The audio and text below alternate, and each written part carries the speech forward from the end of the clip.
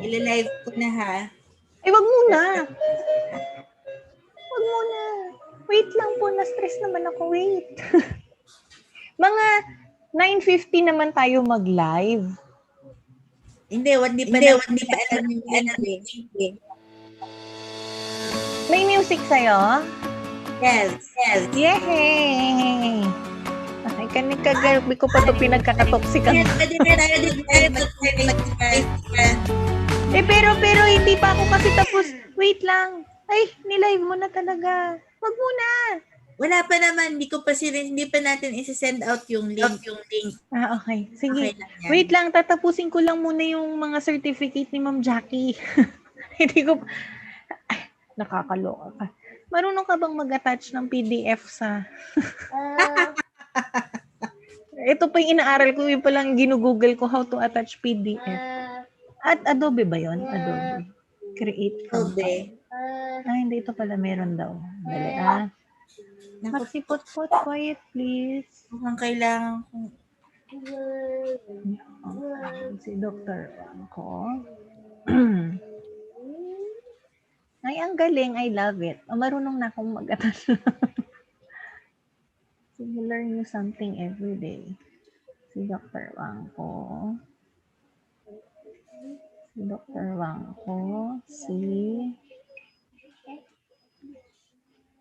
Dad. Si Dr. Kabaluna.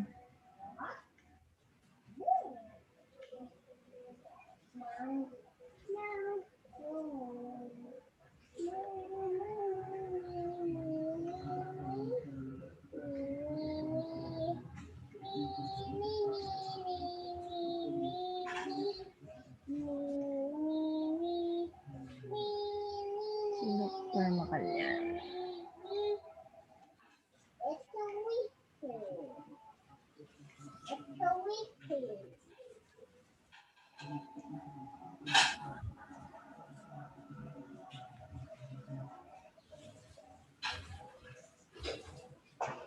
O, isa-isahin ba natin lahat ng certificate of participation? Ina? Ano sabihin mo? Sabihin na lang natin na meron silang certificate. Kasi 9 na agad yon pagka ganon. Plus 9. Ano ba yan? Certificate of participation na nag-submit kasi sila ng research. Hindi, sabihin natin na each group will receive a certificate of participation. Ganun na lang. Sige. Tapos, kunin na lang nila isisend ko na lang sa kanila. Kasi nasa akin naman na. Send to you by the research committee through email. Email, yeah. And then yung winners na lang. Okay. Got it. Kasi ang dami nila eh. Object. Tapos third, yung poster muna yung i-announce natin. Sige. Kasi isa lang naman yung poster eh. Sorry walang budget. So susunod, pag mas marami na yung budget. Bakit? Ano bang walang price? May cash prize tayo. I'm very proud to say na may cash prize. Pero yung in-approve kasi nila ay ito lang. Therefore, hindi naman cash prize ang habol ng mga yun nga ay actually. Yun nga. But, for the sake of naman, kunyari. Hindi ko natutuloy yung screening. Isa pala doon, group ko, yung sa 5. Okay. Kaya baka mabias ka. Oo nga. Actually, hindi rin ako nag-grade eh. Silang 4. Silang 4 lang yung pinag-grade ko. Na-realize ko nung umabot ako sa group kasi hindi parang pang-4 sila o pangatlo. Sabi ko, wait, group ko kilala mo. Hindi ata pwede. Yeah, thank you. Pero hindi kita na-message na okay lang. Ng aking realization. Na wala na sa, ang dami kasing pinagagawa eh.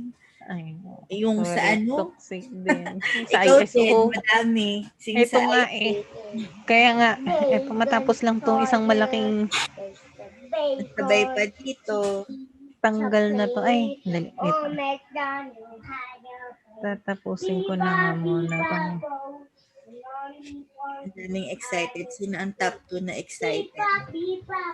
At si Raymond Cruz. Admit na natin si Sir. Pwede na natin i-admit si Sir Raymond. Good morning, sir. Good morning, Sir Raymond. Ano na ba? Connecting. Ay, excited din tayo. Sandali. Max, stop it, please. First place poster sign. Max.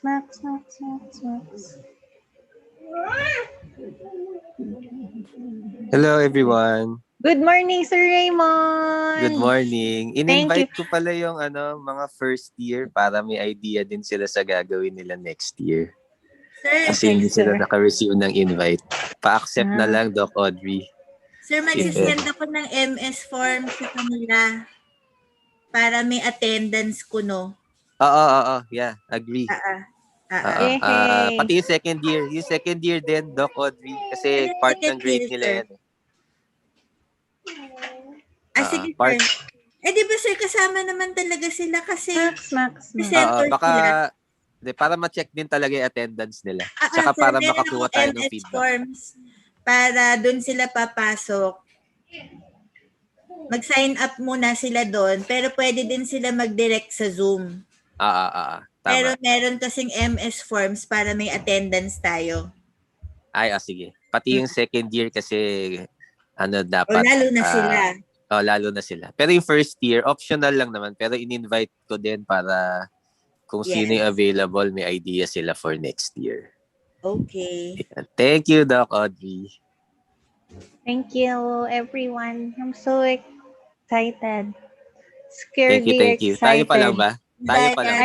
Actually, hindi ko pa pinapa-admit si Odds. Kasi nagkakrampa tayo ng certificate, sir. 1 minute. Okay. Sige. Wait lang, Max. Mami, Ayusin ko lang. Wala pa ako. Ayusin ko pa yung background ko pala. Oo, sir. Kasi ma-ISO tayo. Lahat dapat. Hindi ISO na kunyari. Sige. Meeting settings.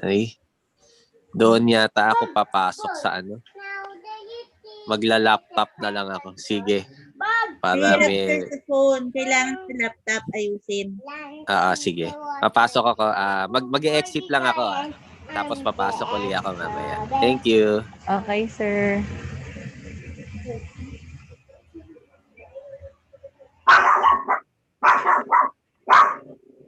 May toxic pala to.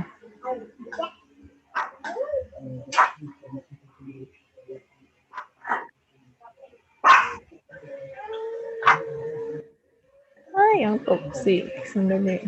Times New Roman 13. Times New Roman ka ba?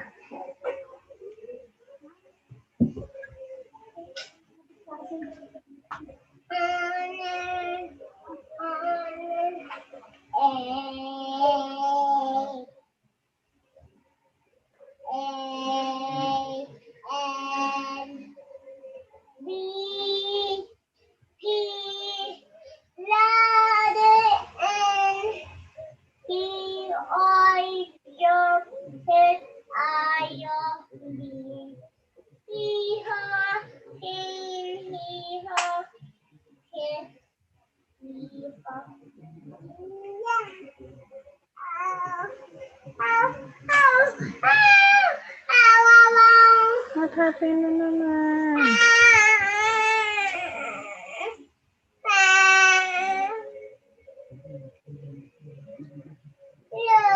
What happened? It's up. Namar na? Namar na?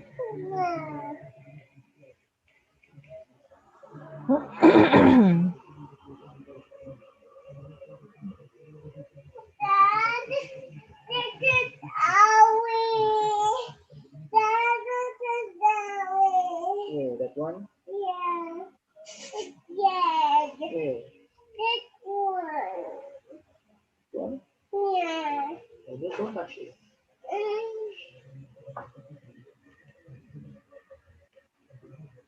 Is this diamond, Mom? Yep. And this boy, Mom? Yep.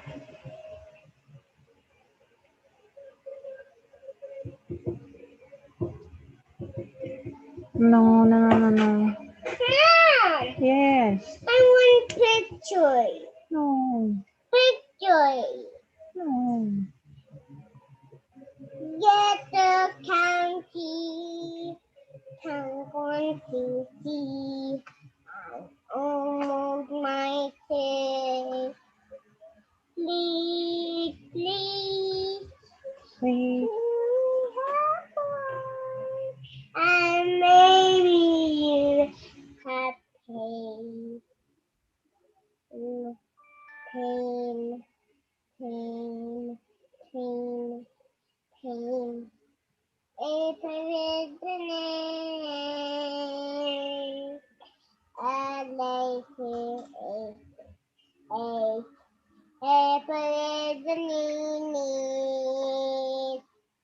Low down, la la la.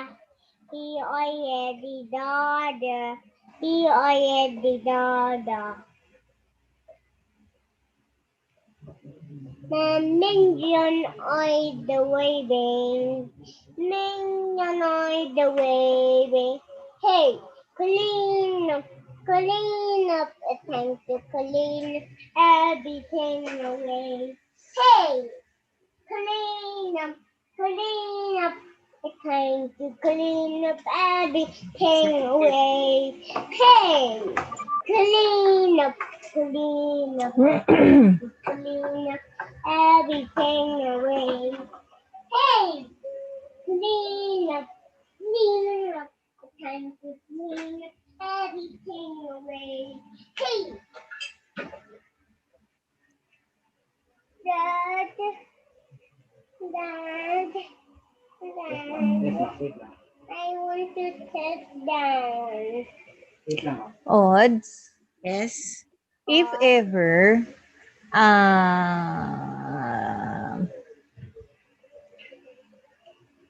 kasi mamaya, habang ita-type ko sana yung certificate, I mean kung sino yung first place, second place, third place, kaya mo kayang ma-share yung PowerPoint ng posters? If ever. Para dun sa poster part, para ma-edit ko na kung sino yung champion natin. Kasi ang toxic pala nito. Hindi pala pwedeng mapalitan yung font pag nasa PDF na, no? Napirmahan na kasi ni Dean yung mga forms eh. So, hindi ko oo nga eh. So, hindi ko tuloy ma-edit ng basta-basta yung mga posters. Okay. So, if ever, baka po kailangan ko time para lang hindi walang naka-present or walang naka-flash during the Sige, gawa na lang natin ng paraan yan.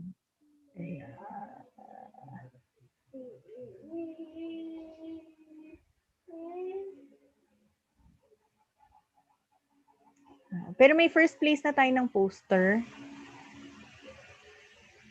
Sure na silang nanalo. Yung mga dito ko na lang ilalagay. Mas toxic. Wag muna. Third. Nasaan si third place? Third place.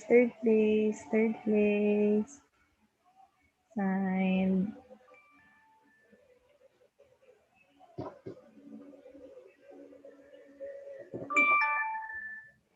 Third place. And then the second place.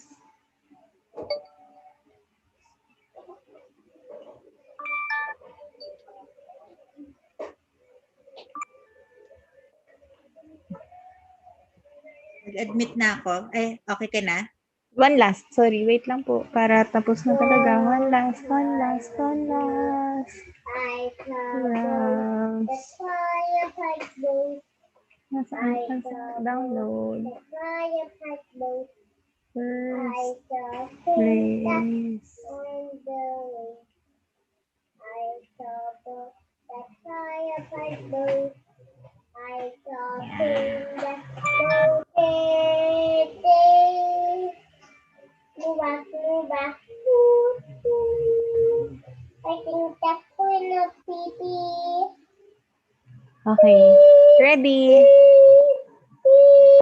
Go ahead na. Admit na ako ha. Yes. You can, let me co-host din nga para I can help you admit if ever. Siyempre, ang participants ang mga excited. Dr. Kabaluna is here.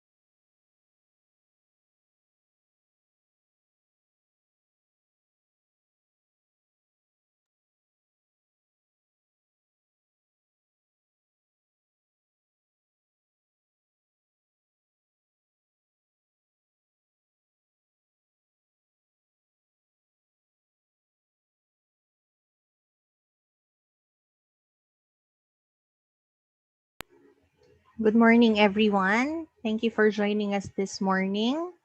So before we start, I would like to introduce our moderator for this morning. We have the privilege of having Dr. Audrey Angeli O. Andres as our moderator. Good morning, Odds. Good morning. Good morning, everyone. Welcome to our research competition.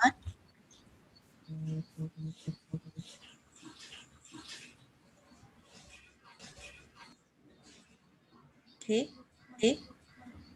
So we would start with the invocation.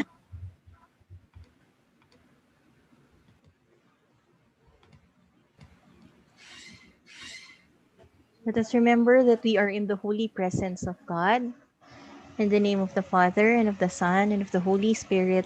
Amen. Dear God, thank you for all the blessings you have bestowed upon us. Thank you for allowing us to gather today to learn more things about research. We ask for your blessings and divine providence that this forum will be successful and effective. Extend your divine wisdom to our speakers that they would be able to effectively impart their God given knowledge.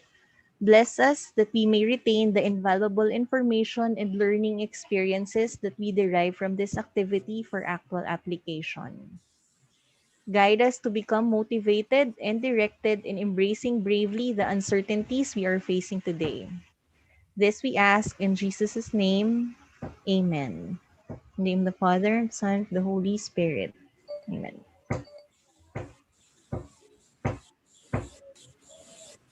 Mga kababayan, ang pambansang awit ng Pilipinas.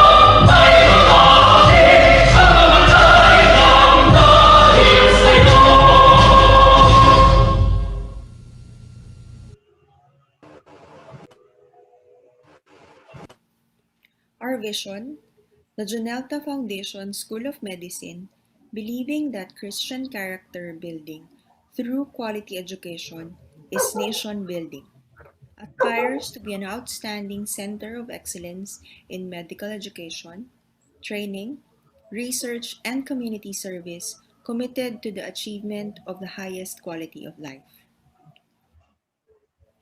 Our mission, the Junelta Foundation School of Medicine, is dedicated to developing a professionally competent and holistic healer, socially responsive to the needs of humanity and imbued with moral, ethical, and spiritual values.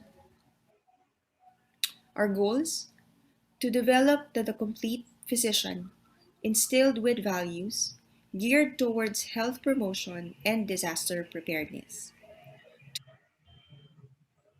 Enhance faculty development through sustained and relevant learning programs cascaded to the studentry. To contribute to the upliftment of the community through relevant and viable health services. To promote research in the appropriate medical services with significant impact to society.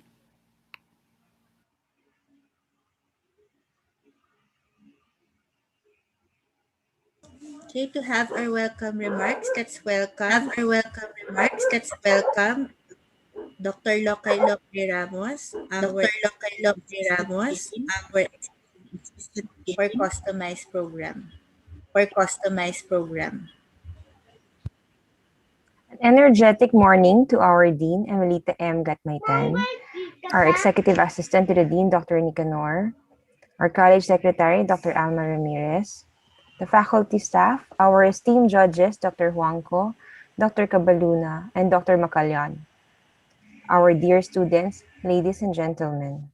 I would like to take this opportunity to congratulate the organizing committee, spearheaded by Dr. Natasha Esteban Ipac, our research coordinator, and to our research mentors, and of course, to our young researchers. It has been more than a year since we have shifted to full online medical education. This has never been experienced in our lifetime, but we are adapting and creating our own path to adopt to this new form of learning. This research contest being conducted online is yet another milestone for JFSM. With this academic activity, it is clear that we are still on the path to our vision to be an outstanding center of excellence in research. Without further ado, let me formally welcome you in today's activity and hope that we will learn something today from the researchers that will be presented. This is Dr. Charlene Robelo Kay Ramos, bidding you good luck.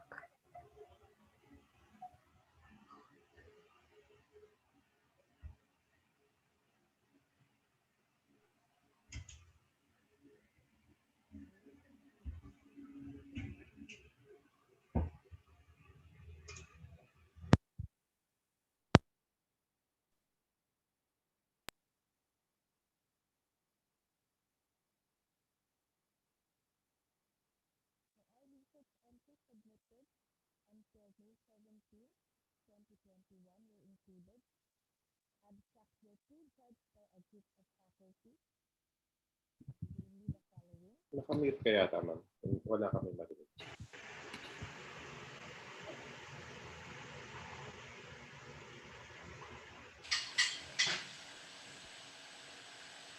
All research entries submitted until May 17 were included. Top 5 were informed to prepare their oral presentations, and all posters are qualified for judging.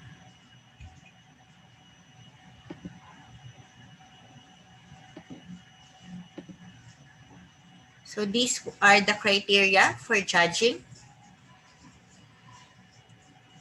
Title, 5 points. Objectives, 10 points. Methodology, 20 points. Results and discussion, 20 points. Conclusion, 15 points. Implications to practice and clinical relevance, 15 points. And technical writing would be 15 points.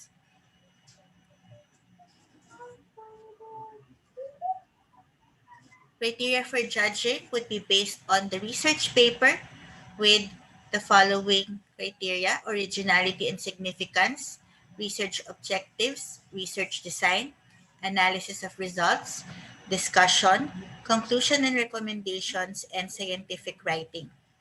For the oral presentation, points would be credited with the use of audiovisual aids, clarity of presentation,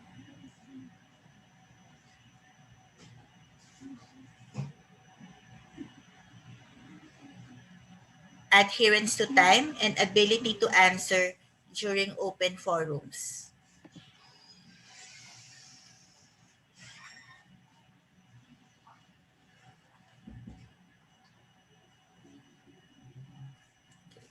For our special judges for this afternoon,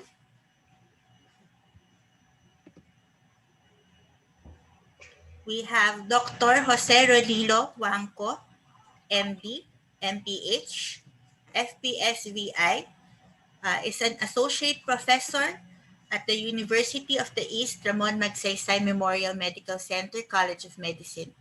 He is the course coordinator for community medicine and research projects and presentation, chairperson of the Research Institute for Health Science Ethics Review Committee, past president of your Las Piñas Medical Society, Masters in Public Health, Institute of Community and Family Health Research Writing, University of Sydney, and an author of researches published and presented locally, and an author of different medical and public health manuals and publications. May we ask Dr. Juanco to open his video so that he will be seen by our students. Good morning, Dr. Juanco. Good morning po. Thank Good luck you. sa lahat na mag-participate. Thank you, sir. Nasa somewhere far. Our second judge is Dr. Ian Kabaluna. He is a medical officer and clinical and data management expert. He was top 4 in his batch of the Philippine licensure examinations in medicine. Graduated medicine in the University of the Philippines with the Dean's Citation for Leadership and Research. He is the class top 1 in his batch in BS Pharmacy in his undergraduate. He is a medical and technical writer and editor of multiple researches, guidelines, and policies, and the overall coordinator of the rapid evidence reviews for the Philippine COVID-19 crisis. Presidential awardee of the Philippine Society for Microbiology and Infectious Disease Incorporation. May Dr. Ian Kabaluna please open his video to be acknowledged. Good morning, sir. Good morning po. Good morning, everyone. I'm not top 4 of the medicine, ha? I'm top 4 of my pharmacy. Clarifying lang. I'm sorry. In pharmacy. I'm sorry. I stand corrected.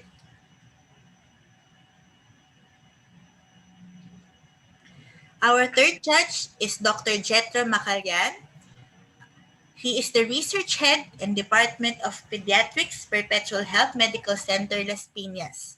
He is one of the few pediatric cardiologists in the Philippines, specializing in pediatric and congenital cardiac catheterization and interventional cardiology. Graduated with a degree of medicine from the University of the Philippines, Philippine General Hospital, and graduated BS Psychology from the University of the Philippines, cum laude. And he is an author of researches presented and awarded locally and internationally. Let us welcome Dr. Jetro Macallan. Opo, good morning. Good luck po doon sa mga participants. Thank you, sir.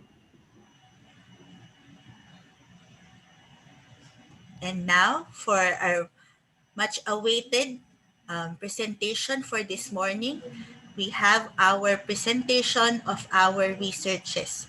So for our second year in preventive medicine and community medicine, our main academic endeavor is to produce and teach our medical students how to Yes po.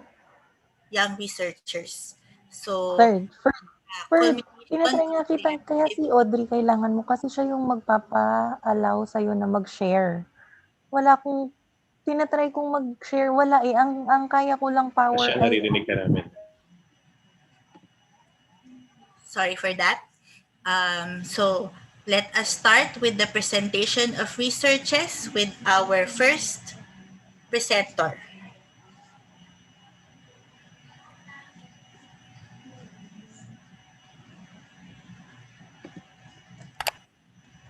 Good day, doctors and panelists. I am Katrina Ligagan as today's presenter of Study Perception of Medical Students and Medical Professors towards online classes during COVID-19 pandemic.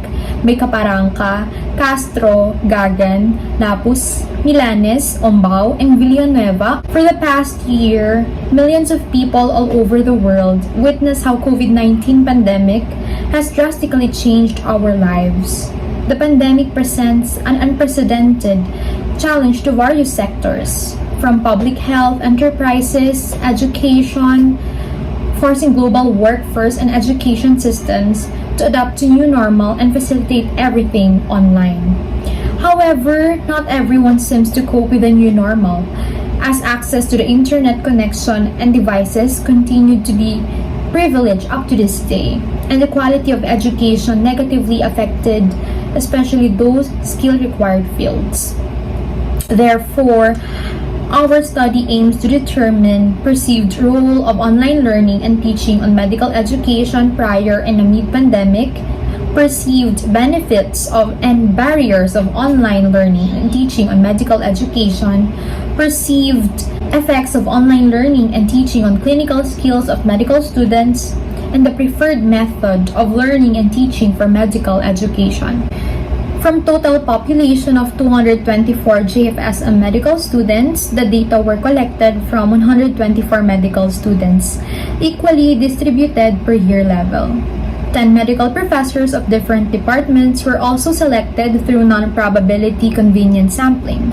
Informed consent was provided prior to 20-item online survey questionnaire, both of which are adapted from related studies. So the data were then analyzed using mean and mode and presented in tables and charts. As a result, it was reported that most respondents spend 7 to 9 hours per day, while others spend 10 hours to as much as 21 hours per day. Most medical students used and found video tutorials and lectures most effective online learning platform.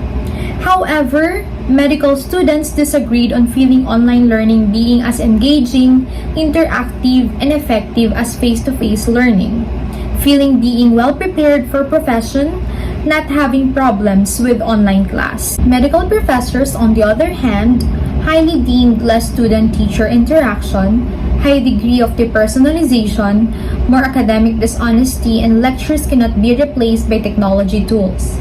Despite the experiences on online class mentioned earlier, medical students found online learning beneficial as it provided flexibility, no travel, cost savings, ability to learn at own pace, and more comfort.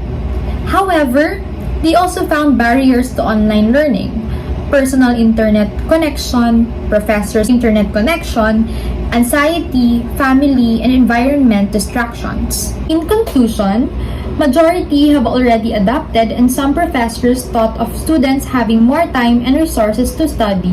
Other students, however, suffered, resulting to worse academic performance.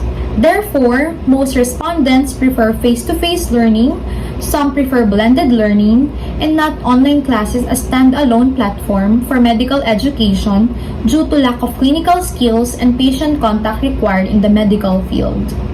The study recommends regional or national cross-sectional survey of medical schools, evaluation of online teaching methods of medical schools, and other in-depth methodological approaches for future studies.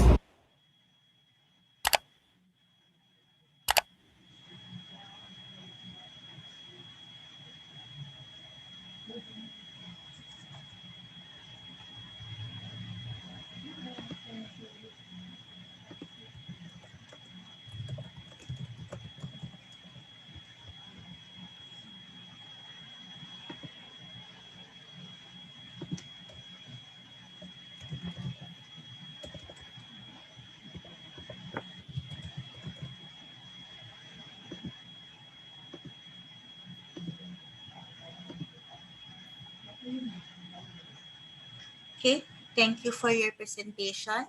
Um,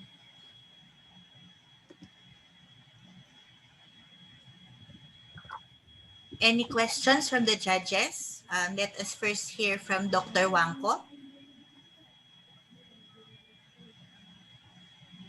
Okay, so good morning, everyone. Uh, Congratulations to all of those who qualify for the top five. So you're already winners. Top five na kayo out of all those who submitted. Before I give my comments and questions, siguro I would just like to give a general uh, comment for almost all of the researches that was submitted. If you want for your research to be published, you have to follow certain guidelines being used by publishers. So I'm one of the associate editors of a research publication. So ito yung mga hinahanap namin when we read research for uh, peer evaluation. So first, your abstract should have subheadings. Kasi nakita ko, dalawa lang yung may subheadings. Introduction should only be 3 paragraphs. Kasi nakita ko, inulit nyo lang yung research proposal nyo eh. The research proposal is very much different from a research paper. So your introduction should only have 3 paragraphs, and your objective should be the third paragraph of the introduction. And then your results, I saw a lot of results na redundant. So, hindi na dapat inuulit yung results. And for the recommendations, I see na a lot of you nandun pa rin sa old style na recommend for future research ganito ganyan. Okay, so that is not acceptable anymore. Okay, so when you write recommendations for your research, your recommendations should be based on your results. Doon lang siya dapat nakafocus. Ano ba yung result nyo? Ano ba yung nakita dun sa result nyo? And then ano ba dapat ang pwede nyo i-recommend based dun sa result nyo? So wag yung tingnan yung limitations nyo, wag yung tingnan yung mga hindi nyo nagawa. Kasi hindi yun ang dapat recommendation. Recommendation should always be based on ano ang makukuha ng mga taong magbabasa ng results ko. So ganun dapat ang pagsulat ng recommendation. And with that, for the first group, perception of medical students and medical professors towards online class. So here are my questions. First, what is your basis for the sample size computation of 124 for the medical students? And how about the sample size computation for the professors? Di kayo nag-compute. Anyone from the group? Good morning, doctors. I'm Jasmine Caparanca and I will represent the group 1. For the sample size, we use the sample size formula wherein we use a confidence level of 90% and it is equivalent to the z-score of 1.645 and a margin of error of 0.05. And the total population for this study is 224 and we have a population portion of 50%. So the computation for 124 respondents. What's the basis for the 50%? Based on what research and what does 50% mean? For the 50% po is that 50% it is randomly selected for the study respondents. It is a constant for the sample size. You cannot randomly select for the sample size computation. Your sample size computation should always have a basis. It should be based on previous research, and it should be based on your objectives and hypotheses. So may hypotheses there. So you should read previous research, what are the results of their objectives, and from there, kung same dapat yung objectives mo, then yung proportion na makukuha nila doon, yun ang dapat gagamitin nyo for the sample size computation. Hindi kayo dapat magsasabi lang ng 50% kasi gusto nyo 50%. Should have a basis. Second and last question. I seem to have a problem with your questionnaire and your objectives. Your objective is roles, but your results is number of hours per day, online learning platforms, and effectiveness. Asan yung role doon? Number of hours per day is not role. And then yung second nyo, perceived benefits, and then your result is about experience. Nasaan yung benefits sa experience? Experience is different from benefits.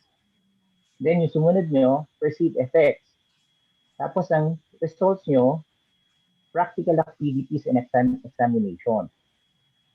So, paano siya naging effect yung examination? Hindi siya effect. Okay. So it seems na lahat ng mga results nyo, walang kaugnayan dun sa title nyo and dun sa objectives nyo. So mukhang hindi appropriate yung questionnaire na ginamit nyo to answer your objective. Can you answer that one? Bakit iba yung objective yung result?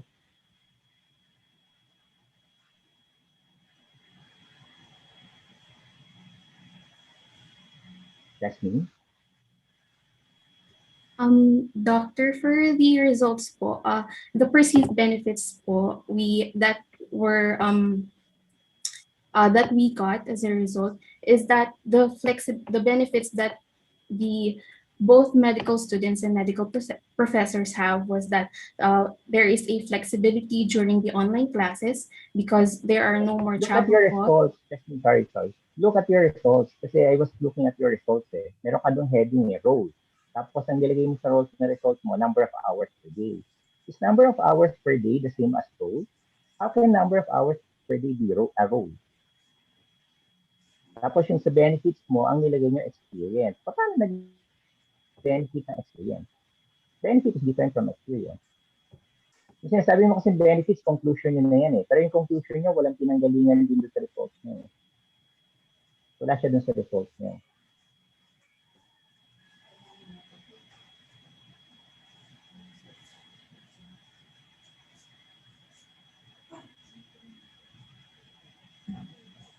The way I see it, I think you have to change your objectives.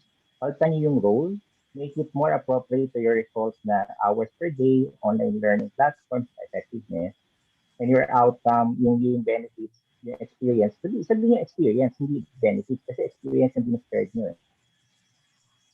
And for your effects, hindi siya effect. Ang ano nyo doon is yung practical activities and examinations. Hindi effect. So that's it.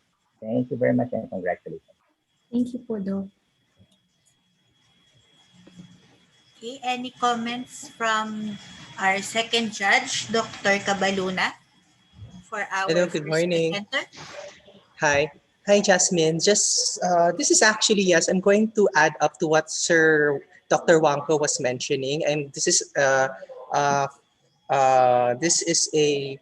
general comment then for all researchers.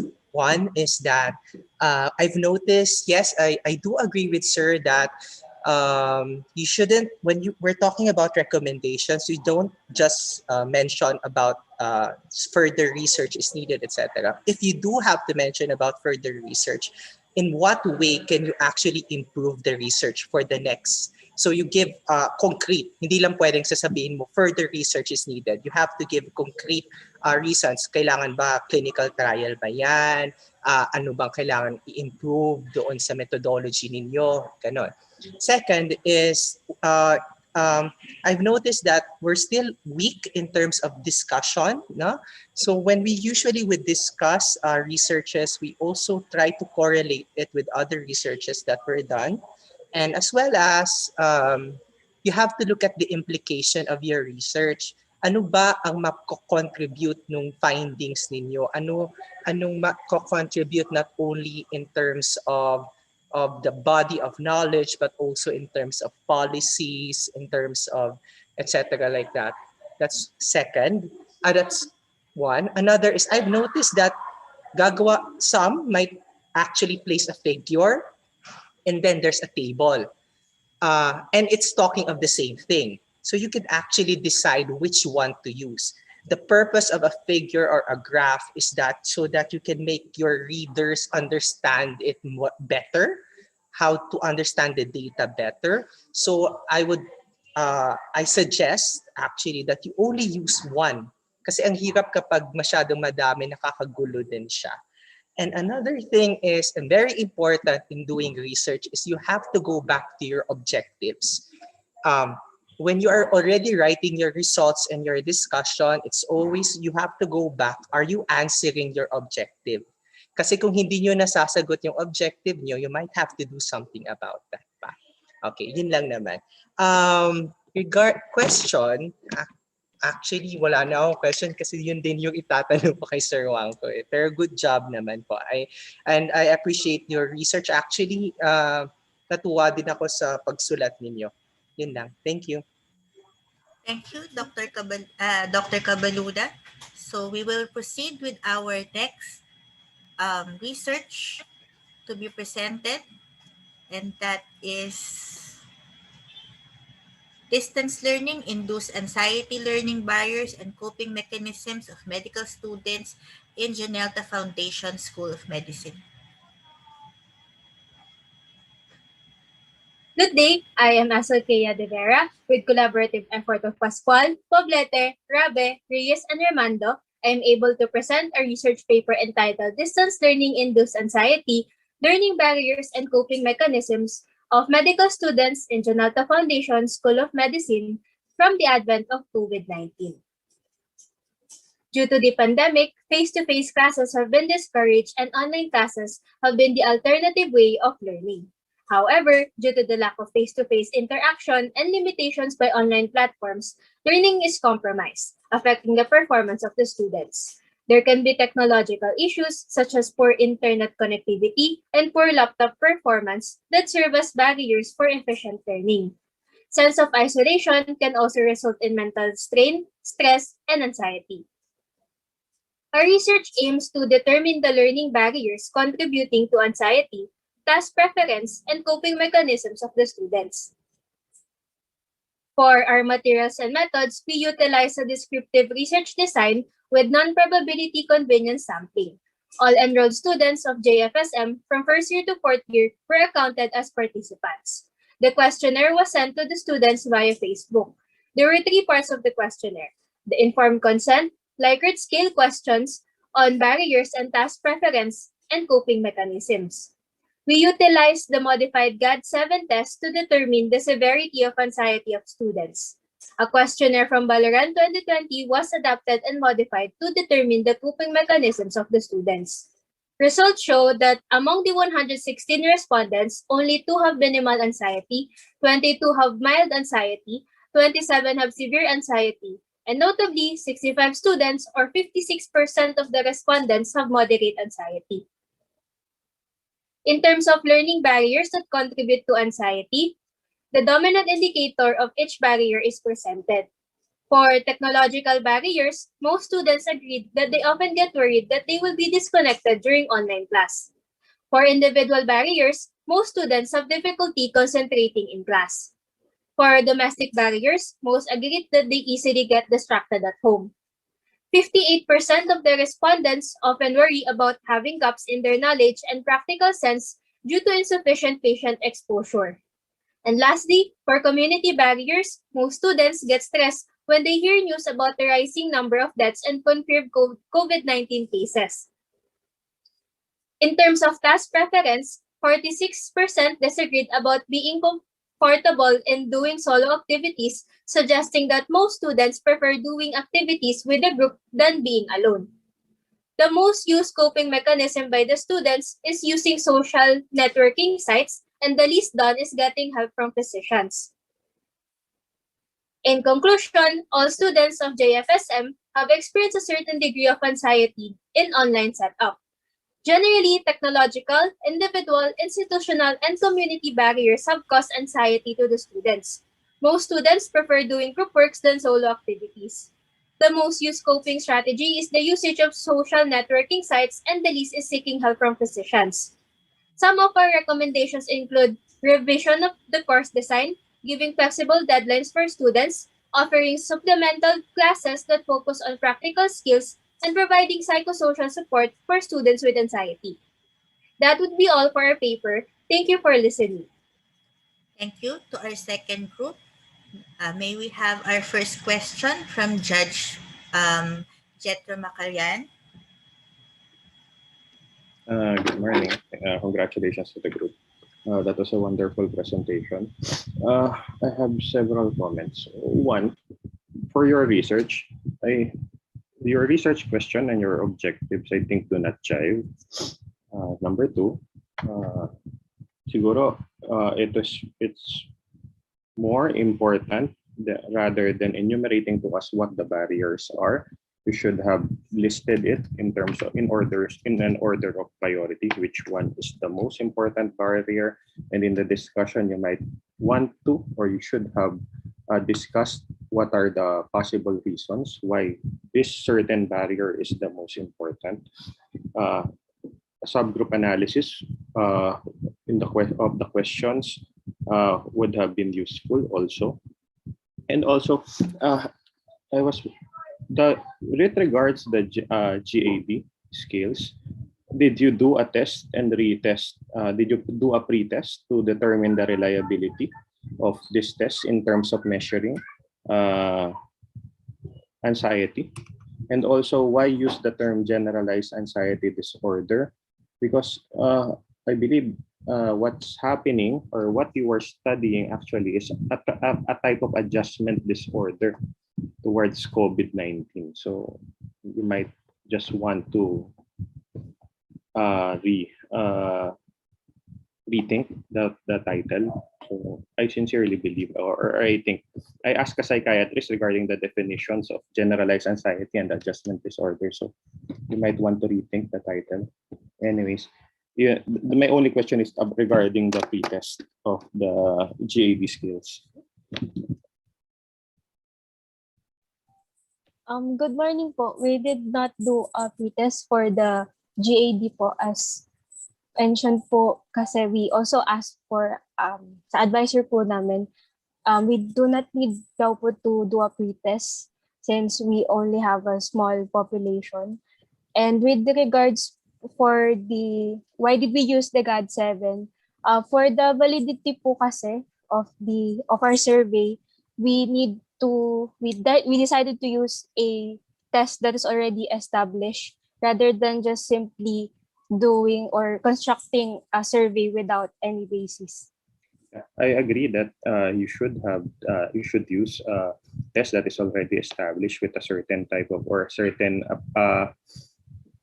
a certain degree of validity. However, the GAD skills are used for generalized anxiety.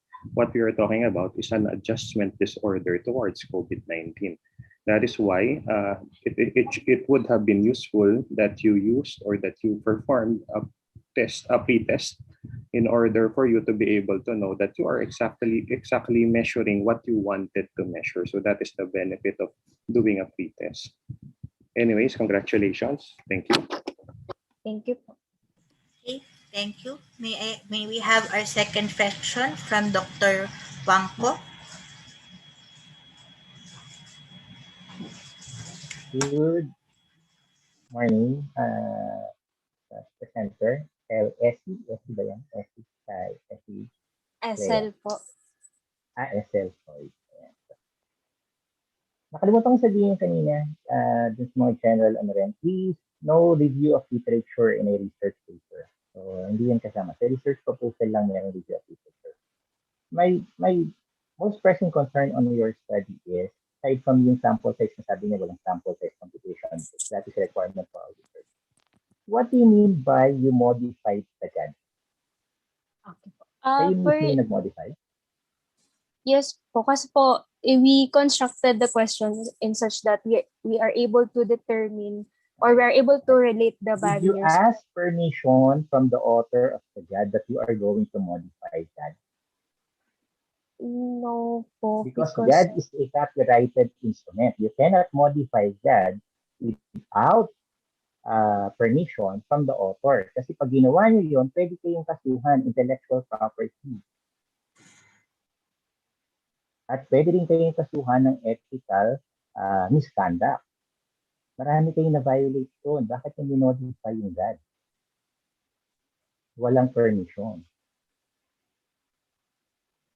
And then, the way you modified yung GAD, kasi nagulat ako how were you able to come up with a score of 63? Yung GAD kasi 7 items na siya, kaya nga GAD 7. Diba? Tapos 3 items na yun, 1, 2, 3, yung liker.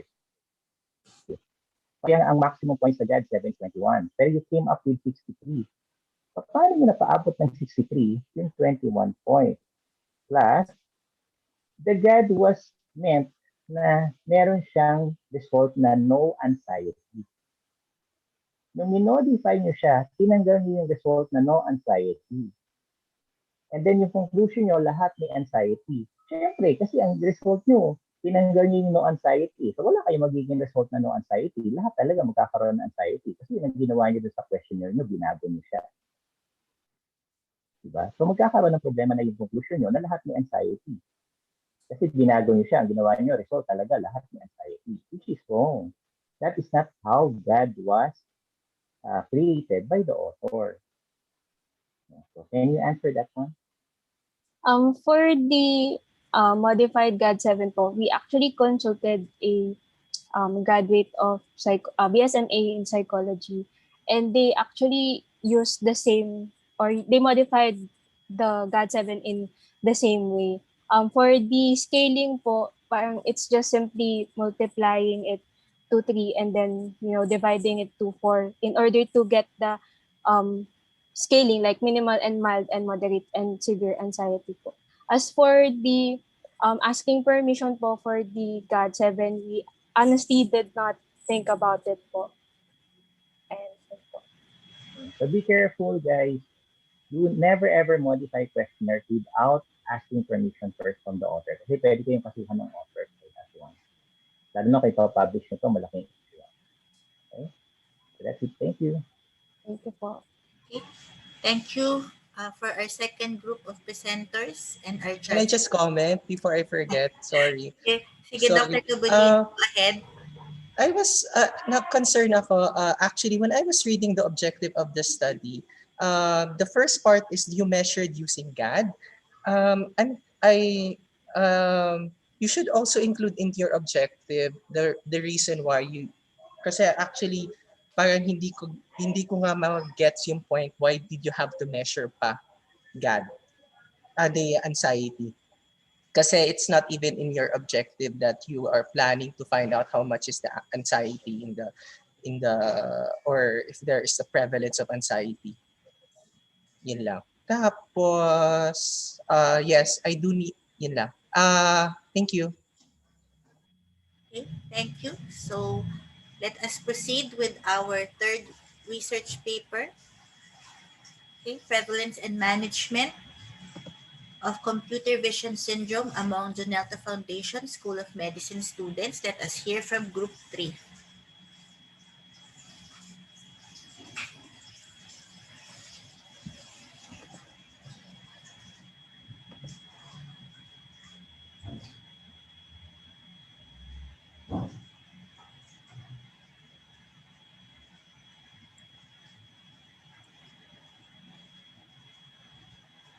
Good day, everyone. We're here right now to present to you our study with the topic of prevalence and management of computer vision syndrome among Janelta Foundation School of Medicine students. So, the usage of electronic devices such as computers, tablets, and mobile phones has significantly increased globally since year 2000 as a result of global modernization. So, the main function of these devices is for communication. But in our generation, additional forms of entertainment such as Facebook, Instagram, and Twitter, and educational tools were also introduced for accessibility and convenience. So according to the study of Noreen et al. 2021, on the 11th of March 2020, COVID-19 outbreak was declared as global pandemic by WHO. And this global pandemic has impact on almost every aspect of our lives, and one of which is the transition from face-to-face learning to online learning. And the pandemic has resulted in increased time spent in front of video display terminals such as your desktop, computers, laptops, iPads, tablets, and smartphones. So the increased use of these gadgets and BDTs to a variety of predisposed to a variety of health problems, restricted not only to a visual problems, but also include various musculoskeletal problems, collectively known as your computer vision syndrome. For our objectives, first is to determine the prevalence and the management of computer vision syndrome among JFSM students of 2020-2021. For our specific objectives, we do have first is to identify the type of gadget and duration of usage of gadget used by the respondents. Second is to determine the frequency of CVS symptoms among medical students of JFSM. Third is to assess their use of pharmacological and non-pharmacological medications to relieve their symptoms of CVS.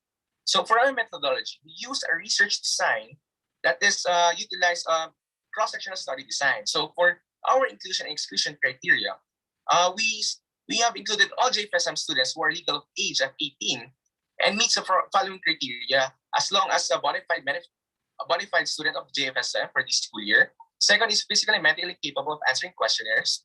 Third is willing to participate in the study without financial benefit. Fourth and last is the one who experienced CVS symptoms for more than a week. And anyone who do not meet the criteria will be excluded from the study. So for the sample selection, we have included 200 local medical students of JFSM, and sample population was calculated by using OpenAPI version 3.01, and 174 students were utilized. So the survey instrument was tailored from a published questionnaire that comprised of questions of demographics, frequency of symptoms, pattern of usage, pharmacological management, and ergonomic practices among JFSM students, and its impacts on daily life of academic year 2021. So for the results, we do have first is the distribution of the respondents according to device. So we can see here that mobile phone and laptop is very frequent. And we do have a prevalence prevalence rate of 70.11% who experience CVS according to our respondents. For the digital screen time per day, we do have 77% of our respondents who has greater than 8 hours. And lastly, as for our symptoms, we do have distribution of respondents according to type of symptoms that they have manifested or felt. So next is the taking drugs to relieve CVS symptoms. So we do have 58% who said yes, and we do have 40% said no. So non-pharmacologic practices, which is 114 of them taking breaks while using the device. And for the last three tables, we do have frequency of populations according to the symptoms, according to the medication that they use to relieve their symptoms, according to headache, neck, body pain, and also eye strain. Discussion: neck and back pain, fatigue, and headache is the most common computer-related symptoms among JFS and medical students. So in this study, we have observed that 89% of our participants experience musculoskeletal symptoms like neck, shoulder pain, and back pain associated with prolonged exposure to digital screens for more than 8 hours. So of the 122 students observed, a significant number of students had high signs of eye strain, including blurred vision, which is 82%, and dry eyes and eye pain. And among 122 students taking those 122 students taking breaks while using devices is the most common ergonomic practices used by the students, which is 93.44. And only 35 of them considered using anti-glare filters have shown also evidence of reduced eye strain. So the most common symptom for which they take medication is headache, and the most common medication is paracetamol, which is 26%. And also, that's on the Advil for teeth in the neck and body pain. So for the conclusion recommendation, so the prevalence of CVS among JFSM students is 70.11%.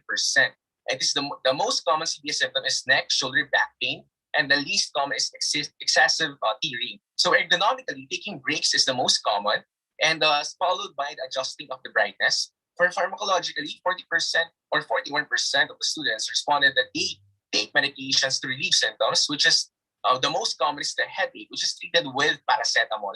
And also followed by your NSAIDs and Advil, paracetamol for the extracurricular, which is muscle pain, back pain, and shoulder pain. For the recommendations, we recommend for further investigation in the association of the symptoms of CVS duration and usage of electronic devices and how ergonomic practice can relieve the symptoms. That's all for today. Thank you and good day. Okay, thank you for our third group. May we have our first question from Dr. Ian Kabaluna? Hello, congratulations. My first question for this one is, how did you ascertain this vision syndrome, computer vision syndrome, am I right? How did you ascertain the diagnosis?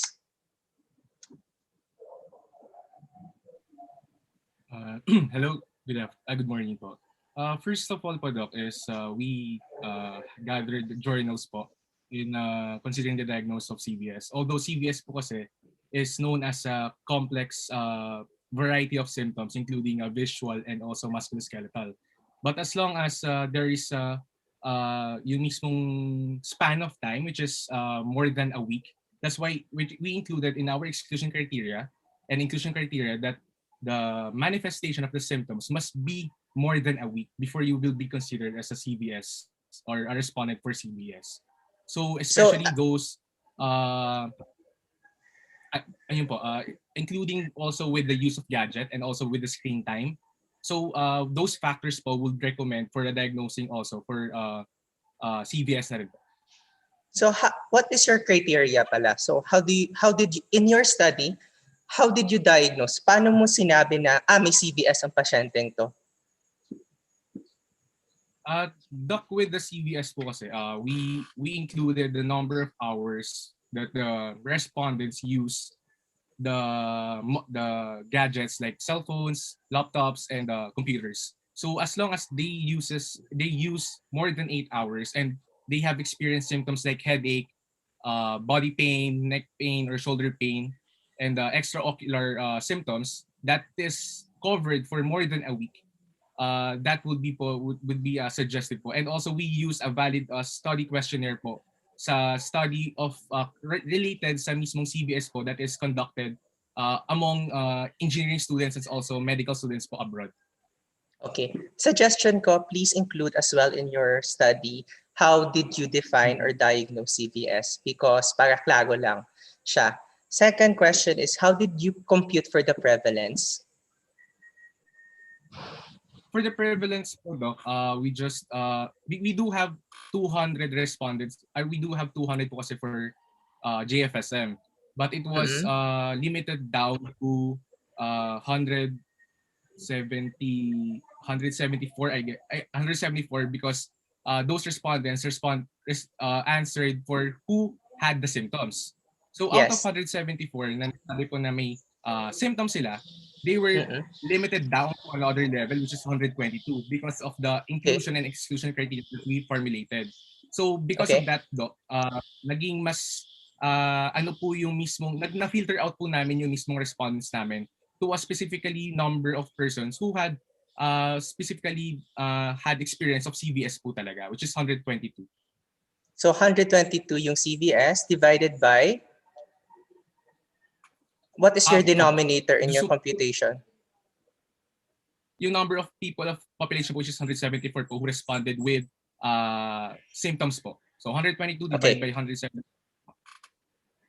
Okay, sige, that at least that's clear. Please also mention that I think it was not mentioned how you actually computed for the prevalence, particularly since that is your first question. I think that's your first objective.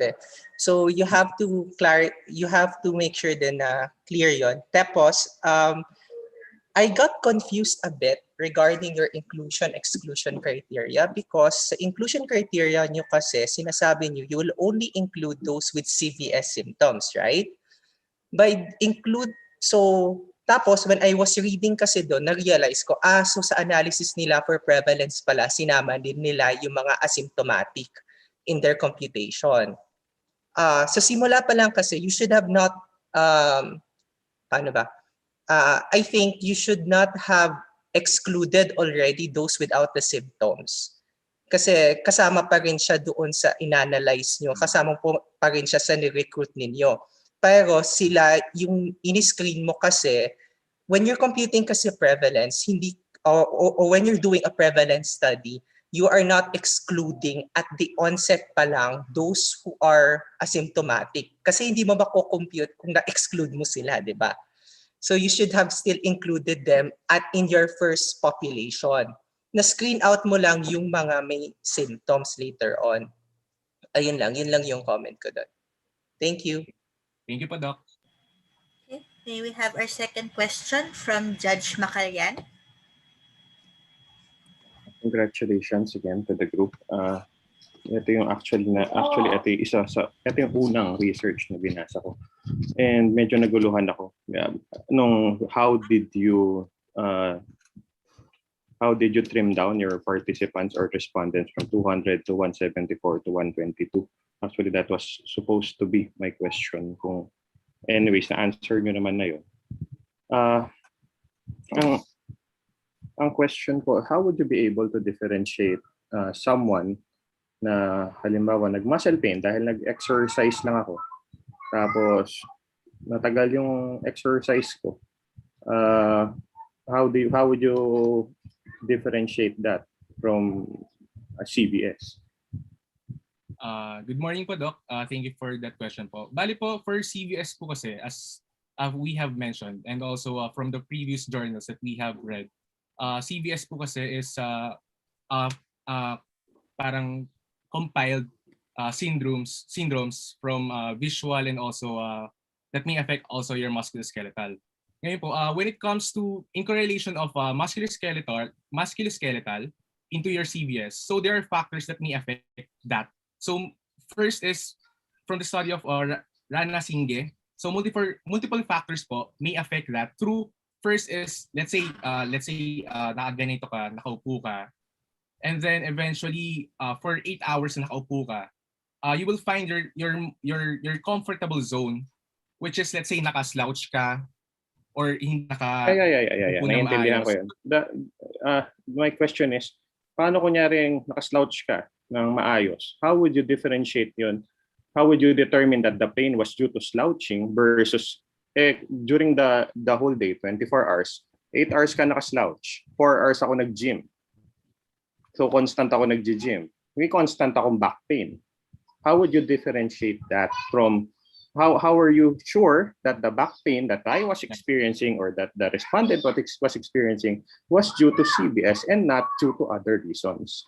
Oh yes, Doc. Because of that po, Doc, we should also know the factors like yung mismong yung further history taking na papasok dun, Doc.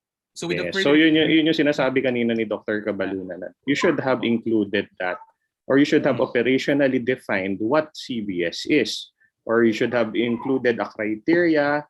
Kasi ang feeling ko CBS is a diagnosis of exclusion rather of inclusion. Kasi kung diagnosis of inclusion siya, dapat may criteria yan na set. Ibig sabihin, dapat ganito, dapat ma-fulfill mo yung ganitong criteria and then CBS ka. So parang ganun. So medyo weird lang in that aspect that you might not be measuring CBS. Lahat ng patients yung baka hindi naman talaga CBS lang. Paano nasabi natin na baka stress yun? Di ba? Oh, yeah. Or a form of adjustment disorder. Your adjustment disorder could manifest with back pain, neck pain, di ba? Headache. So, gets nyo? How would you be able to differentiate it from the normal type of stress? Doc, okay lang po magdagdag lang ng sagot. Sure. Doc, kasi po, we already considered that po. We consider that in a way na parang other factors. So other factors is like just like what you said, and also external factors and internal factors. So internal factors, Doc, let's say, paano natin masasabi na may CBS ba talaga siya or baka meron siya underlying condition that would relate to symptoms and also sa mga manifestation niya na pwedeng secondary pala or what. So we have included that in our consideration, and because of that, we have included it in our consideration. We have placed that on our recommendation po, Doc, in our paper. Na yung mga external factors and internal factors that would may have parang shadowing with the CBS must also be included in the further studies po. Kasi po that may affect. I agree. Pero the question kasi is you're measuring the prevalence of CBS. You might not be measuring the actual prevalence of CBS. Kasi baka nag-intermix yung mga persons na merong stress disorder or adjustment disorder or muscle pain due for some other reasons. So yun lang naman. Anyways, thank you for your presentation. Thank you din po, Doc. Good day po. May I suggest that you tweak your objective na lang like CVS symptoms rather than CBS per se. Agree. Sige po, Doc. I-note po namin yan, Doc. Thank you po. Yes, Doc Audrey. Isusugan ko lang din yun. Kasi I saw a lot of consultants na kasama sa research nyo. Meron ba kayong ophthalmologist na kasama as advisor? Guys, saan na siya?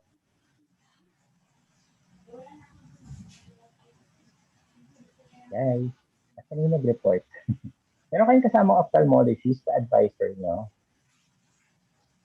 Ay, sorry, Doc. Kami pala yung tinatanong. Doc, kami po ba? Sorry, akala ko si Doc. Sorry, Doc. Kayo. Ano, Doc? Bale, Doc, we have attended webinar lang po, Doc, regarding with CBS din po. Ang tanong ko, meron ba kayong kasama? Pero wala po, Doc. Wala. Advisor nyo? Wala. Okay, kasi wala po, Doc. I also have the same research na computer vision syndrome. Okay? And computer vision syndrome, pag tinanong yung ophthalmologist, you cannot diagnose, you can never ever diagnose a computer vision syndrome without an error of refraction, which can only be done by an ophthalmologist. So hindi nyo pwedeng sabihin na may prevalence kayo ng computer vision syndrome based on symptoms. Symptoms will not define computer vision syndrome. Kaya nga nung gumawa rin ako ng study ng computer vision syndrome, may kasama kami ophthalmologist na nag-measure ng error of refraction. So I agree with Judge Ian na part pa niya yung study niyo, hindi siya computer vision syndrome. Computer vision syndrome symptoms. Because you're only looking at symptoms, not computer vision syndrome. Hindi niyo pwedeng sabihin nakapag-diagnose kayo ng computer vision syndrome using screening. That can never ever be done. Okay? Kasi dapat ang magda-diagnose ng computer vision syndrome is an ophthalmologist. Thank you po. Thank you, Doc. Thank you, Doc Audrey. Thank you, Dr. Wangko. Okay, let's have our fourth presenter.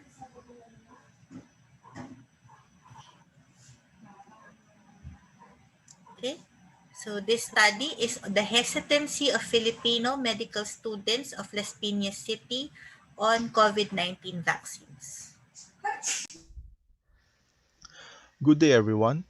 I, Ezekiel Emil V. Ramirez, will present to you our study, Hesitancy of Filipino Medical Students of Las Piñas City on COVID-19 Vaccines 2020-2021. So let's start. It has been more than a year since COVID-19 started as a pandemic, and it has devastated the world and its economies, and most especially, it has claimed millions of lives. And as we look at this timeline on the slide, it was only recently that we got our share of the vaccines that can help us in our fight against this disease and achieve herd immunity. But there is a problem. Majority of the Filipinos are hesitant to get the shot according to the studies of SWS and Okta Research Group. And this hesitancy roots back when vaccines are politicized and wrong information plague the internet. So now with this information, the gap that we want to fill is, does the hesitancy of the general public reflect the hesitancy of the Filipino medical students of Las Piñas City, knowing that there are differences in knowledge when it comes to vaccines? And we are to fill this gap by asking our peers using online surveys. There are various reasons why we have to fill this gap, such as the data can be used for possible vaccination program for medical students, which is needed for health safety in a blended learning environment. And this can also determine that with proper information, we can boost vaccine confidence of our fellow countrymen, and in that way, we can help the nation's effort in the fight against this disease. The study aims to determine the current level of hesitancy of Filipino medical students in Las Piñas City on COVID-19 vaccines, as well as the confidence in its research and development. Specifically, we are to determine the current level of hesitancy by sex and by year level. We are to determine the factors that may influence why or why not the medical students would get the vaccines, specifically for the effectiveness, side effects, cost, and frequency of doses. We are also to determine the current level of confidence of Filipino medical students in terms of accessibility and safety. So what for the materials and methods, so the primary source of our data would be answers collated from the validated online questionnaires. So in determining the sample size, the researcher applied a confidence level of 95% and a margin of error of 9%. So the data collection was conducted for 5 days, and both quantitative and inferential statistics were done for proper interpretation and analysis of the data. So for the results, so there's a low percentage of hesitancy among the Filipino medical students, which is 2.4%, and approximately 97.6% are willing to get the vaccine. Majority had a fair to great deal of confidence on COVID-19 vaccines, which is 59 and 36.1% respectively, in terms of research and development. Majority were more concerned that with fast approve are more concerned with the fast approval of the government by government's vaccine regulators in terms of vaccine research and development, with 65% than delays in its approval. And in terms of vaccine accessibility, whether enough Filipinos will be vaccinated, majority were not confident in its likelihood, with 53%. So for the conclusion, there is low COVID-19 vaccine hesitancy among Filipino medical students. There is high confidence in its research and development. However, there is low confidence in its accessibility. So for the recommendations, we are to recommend that the responses will not be limited to medical students or students in the allied health programs to avoid biases. So in addition, medical students, with the help of the medical schools, could provide programs to educate the public and help lower vaccine hesitancy. So that's all. Thank you for listening. Okay. Thank you for our fourth group of presenters. Let us hear from Dr. Wangko for our first question.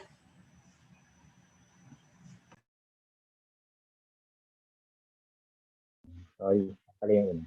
Okay. My first concern, ayun, very good sa abstract kasi may subheadings, kayo yung meron talagang subheadings na maayos. Kaya na sana 4 lang yung subheadings.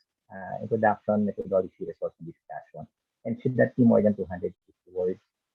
Okay. Ayan. Yung number one concern ko in your study is yung use of the term vaccine hesitancy. Okay. Vaccine hesitancy is a very, very important term sa vaccination research, sa immunization research. Okay. Vaccine hesitancy has a standardized, validated questionnaire already. Okay. So, you cannot say na meron kayong low vaccine hesitancy na ang question nyo is willing ba silang magpa-vaccinate. That's not vaccine hesitancy. Yung term pa lang willingness, tsaka hesitancy, magkaiba na yun, di ba? Ang laking difference nun. That's opposite end of the spectrum, hesitancy and willingness. So hindi mo pwedeng sabihin na nag-answer sila na willing, sila magpa-vaccinate, tapos sabihin mo wala silang vaccine hesitancy. That's different. Okay. So can you answer that one? Why use vaccine hesitancy and not willingness? Since your question is about willingness. Yes po, Doc. We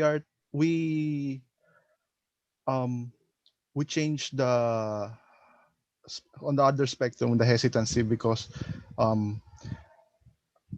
we currently in the general population po kasi most people are hesitant po to get the vaccine. So why not try it to medical students if they are hesitant? So Doc, the question po ba is about the tool that we use. Did you use a standardized, a validated questionnaire to measure vaccine hesitancy? Kasi meron yes, WHO na standardized questionnaire to measure vaccine hesitancy. Did you use that? What we use as an instrument po, Doc, is we got it from SWS, Doc, and from Pew Research yung po. SWS nyo, tingnan nyo yung SWS nyo, binasa nyo ba yung SWS survey? Ano sinabi nila doon? Willingness to get vaccine. May sinabi po silang vaccine hesitancy? Yes po. Ay, wala po, Doc. Wala? Meron? Wala, di ba? Ang sagot nila doon, willingness to get the vaccine. So, tanongin ko ulit, is hesitancy the same as willingness? No po, Doc. They are different. So why are you using hesitancy when you are measuring willingness? So we'll take note of that, Doc. I think we'll just modify it to the willingness po, Doc. So willingness dapat hindi dapat hesitancy. Tapos last na, exclusion should not be the opposite of inclusion. Okay, so nakita ko yan, 3 yata kayong research na ganun yung ginawa, na exclusion is the opposite of inclusion. So your subjects cannot be enrolled at the same time not enrolled. So meron ka ba nakitang tao na naka-enroll at the same time hindi siya naka-enroll? Hindi pwede yun. Diba? Yes po, Doc. So hindi pwede yung exclusion is the opposite of your inclusion. Tapos yung failure to complete the questionnaire, hindi siya pwedeng exclusion. Kasi exclusion to be done before giving the questionnaire. Pag nakapagbigay ka na ng questionnaire, tapos inalis mo siya, ethical misconduct yun. Okay? So, hindi yung exclusion. Yung failure to complete the questionnaire is a withdrawal criteria, not an exclusion criteria. So, iba yung withdrawal sa exclusion. Okay? Yes, so, yun lang. Thank you, Doc.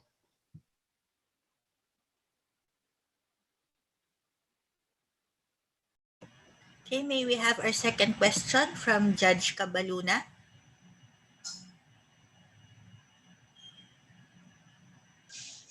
Okay. Hi. Okay. See. Ezekiel, right? Hi, Doc. Yes, so Doc. good. Hello. Congratulations again. Just first question ko. I've been hearing kasi that your conclusions or or your discussions, and even in your title, it says medical students of Las Piñas. This is a stupid question. I don't know. May iba pa bang medical schools in Las Piñas? Wala na po, Doc. Isa lang po. That's why. Kasi parang the way kasi it was written as if kayo lang talaga. Tapos nilagay nyo dun. Kasi if I'm just a reader, I would assume na this is only for your school. Because when we're talking about these things, kasi when mga ganyan, that's what we call clustering. So your willingness might be affected because of that cluster. Meaning kayo kasi magkakatulad kayo, same kayo ng environment, same din kayo ng sagot. So parang something like that. So I would, if you're going to do research on this, I'd rather have you clarify it na it's really just medical students of this school rather than Las Piñas City. That's one of my comments. Second is regarding can I just know what was the purpose of doing your t-test and your ANOVA? We tried to compare it po, Doc, by sex, Doc, where we found there are no significant differences in the answers in terms of sex. And but we in ANOVA we found out that in each year level there are significant differences in terms of their answers in their willingness to get the vaccines po, Doc. Why do you think there is a difference in year level? Maybe, Doc, although kasi ang hirap sabihin because you only have 2 na hindi willing. So parang parang nangyari po, Doc, yung sa data po namin, in this year level, lahat sila willing, and then on the next year level merong isa, on the next year level meron po ulit, parang ganun po yung nangyari. So there are significant differences po. So nag-skip po. But so it may be in term of knowledge po. This is a type of what you call a statistical significance. Pero I would assume that this isn't really statistically this is statistically significant, but clinically, hindi ako sure significant talaga siya. Because you only have, ang liit ng kwan mo yung event rate na tinatawag mo, masyadong maliit para magsabi mong significant siya talaga. Second is, when you're doing ANOVA, you usually also do a post-hoc analysis. Pero I don't think you can do it in this case kasi masyadong maliit ang event rates mo. Isa pa is that when you're doing your analysis or statistical analysis, this is actually for the whole group. When you want to do subgroup analysis, you want to compare this group and that group, you don't do it by whim. There's always a reason why you're doing it. It's like, let's say, baka kasi males have a different point of view, or females have different perceptions on etc. But you don't do it na kasi male siya, female siya, let's try to compare. Even in year levels, maybe sa year level, I can think the reason why you want to do it is because iba yung kanilang exposure, iba yung alam nila, iba yung alam ng iba ang alam ng first year sa fourth year regarding vaccination, ganon. So those things. Pero I think it is important for students to know that when you do your protocols, you don't do statistical analysis because you can. There's always a reason for that. Because kayo din mahihirapan kapag makakakita kayo ng result tapos hindi nyo ma-explain kung bakit ganyan siya. So these things are also later on when you're doing your researches. And also lastly, the follow-up questions, were they multiple choices or were they open questions? Multiple choices po, Doc. Okay. So I was kind of confused doon sa follow-up question ninyo for those who were willing to be vaccinated. The choices of the questions were, if I'm not mistaken, let me just pull it out. You had to pay out of pocket to get it. The vaccine was effective about 60% of the time. Many people experience minor side effects. You need to get the vaccine again every year or so. I'm not sure if these are appropriate follow-up questions regarding the willingness to get the vaccine. Can you comment on that?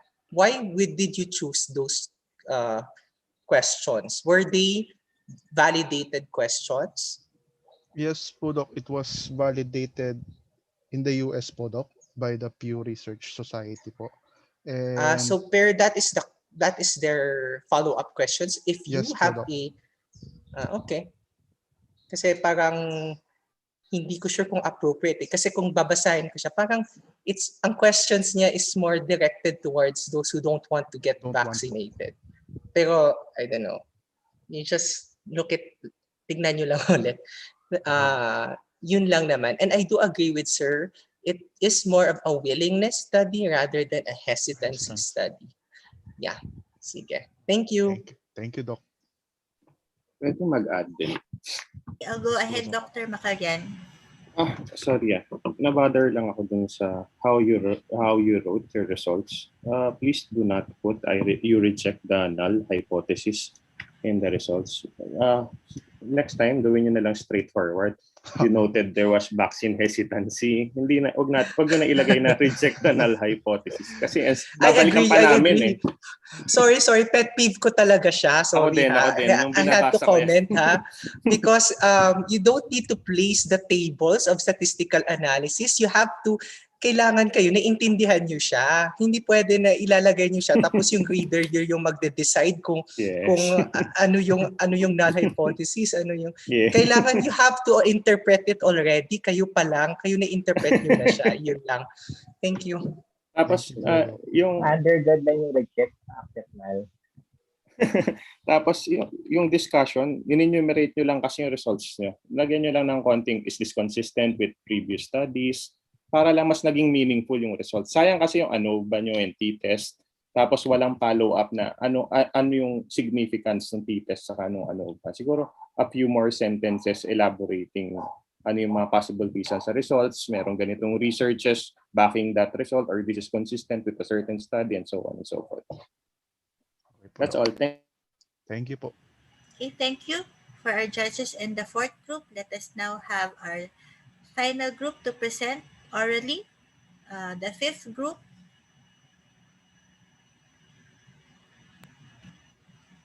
with their paper,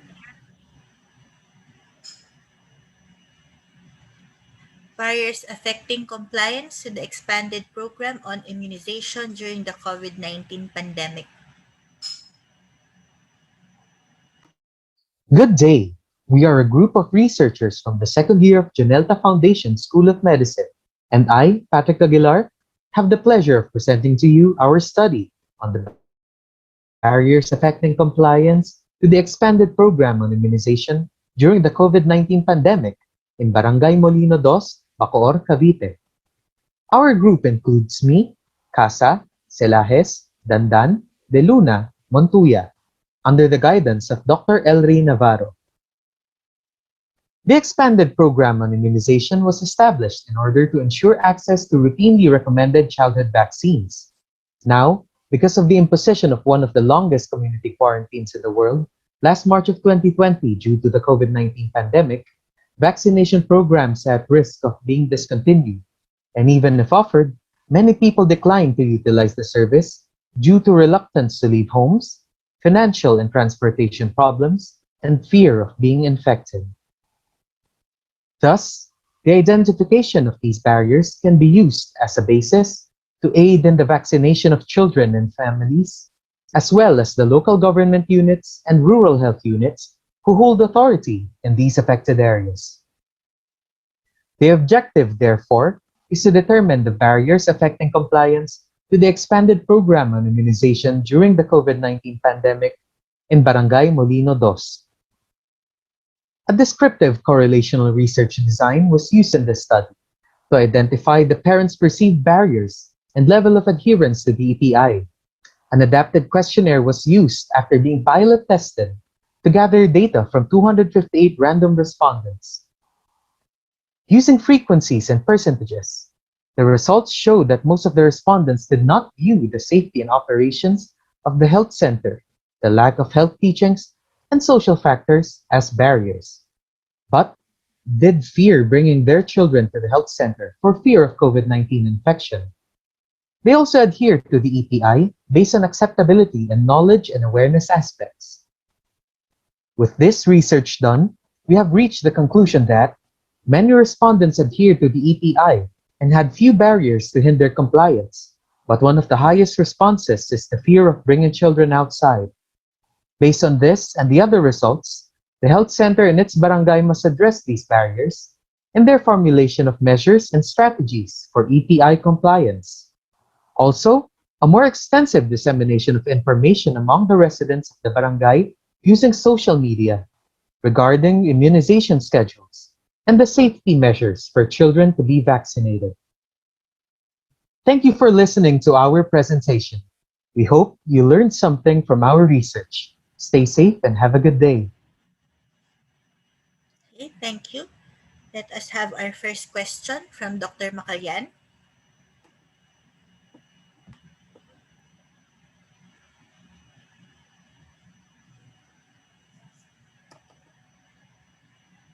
Thank you for that presentation. Sorry, naglalagay kasi ako ng grades. First question is, how did you define EPI or expanded program of immunization? Kasi iba-iba ang definition ng EPI. The updated version includes several other vaccines not usually given sa health centers, no? Or not available sa ating mga health centers. So that is one. Tapos, ang isa ko pang question is, why was your questionnaire stated in a negative manner? Would you think that would affect the results?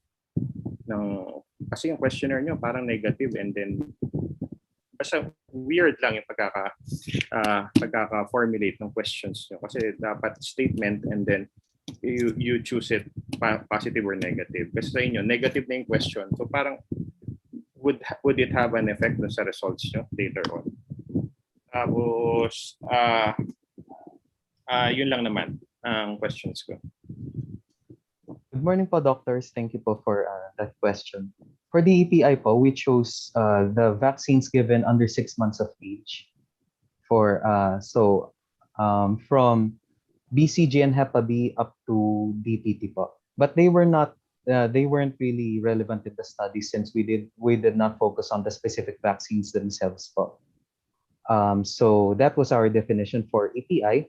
As for the negative way of stating the questions on the questionnaire was adapted from another research, and it was used and validated in Mindanao. So anyways, yes po, we think that. So kung hindi pala nagmamatter yung EPI, then you should rephrase your title. Kasi nakasulat dito is barriers affecting to compliance to your EPI. Why not put vaccination per se? No? Kasi weird na nilalagay niyo yung EPI. Kasi in terms of future studies, pwede kayong ma-cite using this study, no? Tapos nun, do you think meron bang difference yung population na in-study nyo do sa Lanao, do sa in-study ni Dr. Ridat? Tama ba? Yung author ng previous na study. Tsaka yung population na in-study nyo dito sa Barangay Molino. We think po, Doc, that it is the first time being used here in an urban setting as well as during the COVID-19 pandemic. Sorry, so urban? Bacoor. Ano po? It is hindi ko alam question yan. Within the NCR plus bubble na po. So we think it is an urbanized area. Okay. Kasi pero technically hindi siya NCR. Parang province siya. So the strictest sense, pwede mo rin siyang sabihin na rural. Pero I agree na medyo urbanized na kasi medyo malapit ka sa center. So may tingin niyo meron pa siyang effect? Yung differences ng population na in-study niya? It may have the differences po relating to the population itself, but I think one of the biggest differences po is having the COVID-19 pandemic right now during the time of administration of the questionnaire po. I think that's one of the biggest contributors to the difference in the way they answered the questionnaire. Tapos siguro important din siguro dito sa study nyo in terms of barriers. Dapat lagyan nyo ng time frame when did you perform your study kasi it would matter later on kapag in-analyze ng other researchers yung results nyo. Kasi they have to contextualize their results based on the ongoing pandemic and hindi during that time na. So kung pandemic siya and maganda yung wala masyadong barriers, then well and good. Pero kung bumaba yung vaccination nila based on the results ng sa study, tapos ongoing yung pandemic, then hindi mo pwedeng, gets nyo? So, dapat nyo lang i-contextualize by putting kung anong time period yung ginawa yung study. That goes to all the researchers or all the students. Kasi yun yung, hindi ko nasabi kanina na parang walang time frame, lalong-lalo na in terms of yung iba yung ano kasi yung times ngayon pandemic. So yung mga surveys nyo might have been affected by the ongoing pandemic. Anyways, thank you and very nice presentation. Thank you po, Doc, for helping improve our research. May we have Dr. Wangko for our second question? Okay, so comment first. Slovenes is never an accepted sample size computation for health or epidemiological research. So never ever use Slovenes. So pang undergrad lang yun. Then, yung questionnaire nyo, you said na validated yung questionnaire nyo. Sabi nyo, according to that, it was validated. It was never validated by RIDAD. Okay? What RIDAD showed you was just internal consistency, which is just a measure of reliability and not a measure of validation. Okay? So, hindi na validate yung questionnaire nyo. Why do I know na hindi na validate yung questionnaire nyo? Kasi the way that your questionnaire was written, ito yung lagi kong binibigay na example of how not to write a questionnaire. Okay? So, yung questionnaire nyo, ang choices nyo is often, sometimes, always. Lagi yung example ko binibigay. When you write a questionnaire, do not put as answer often, sometimes, always. Kasi hindi mo makakwalify gaano karami yung often, gaano karami yung sometimes, gaano karami yung always. Diba? Unless, meron kayong definition ng how much is often, sometimes, and always. So, dun pa lang, alam mo kaagad, hindi validated yung questionnaire. Kasi kung validated yung questionnaire, hindi dapat ganun yung sinulat ng author. Okay? And then, yeah. So my question now is, can you explain to me why your study, kasi yung buong study nyo, mukha siyang mukha siyang repeat ng study ni RIDAD. Kasi the whole discussion nyo, puro RIDAD lang yung sinabi nyo. Can you explain to me why your study should not have been compared to the study of RIDAD? Bakit hindi dapat si RIDAD ang ginamit sa discussion? Ayan. Good morning po, Doc. Thank you po for your question and imparting knowledge. Ma'am Redad po, she grouped the questions into personal, social, and geographical barriers, and we did as well po.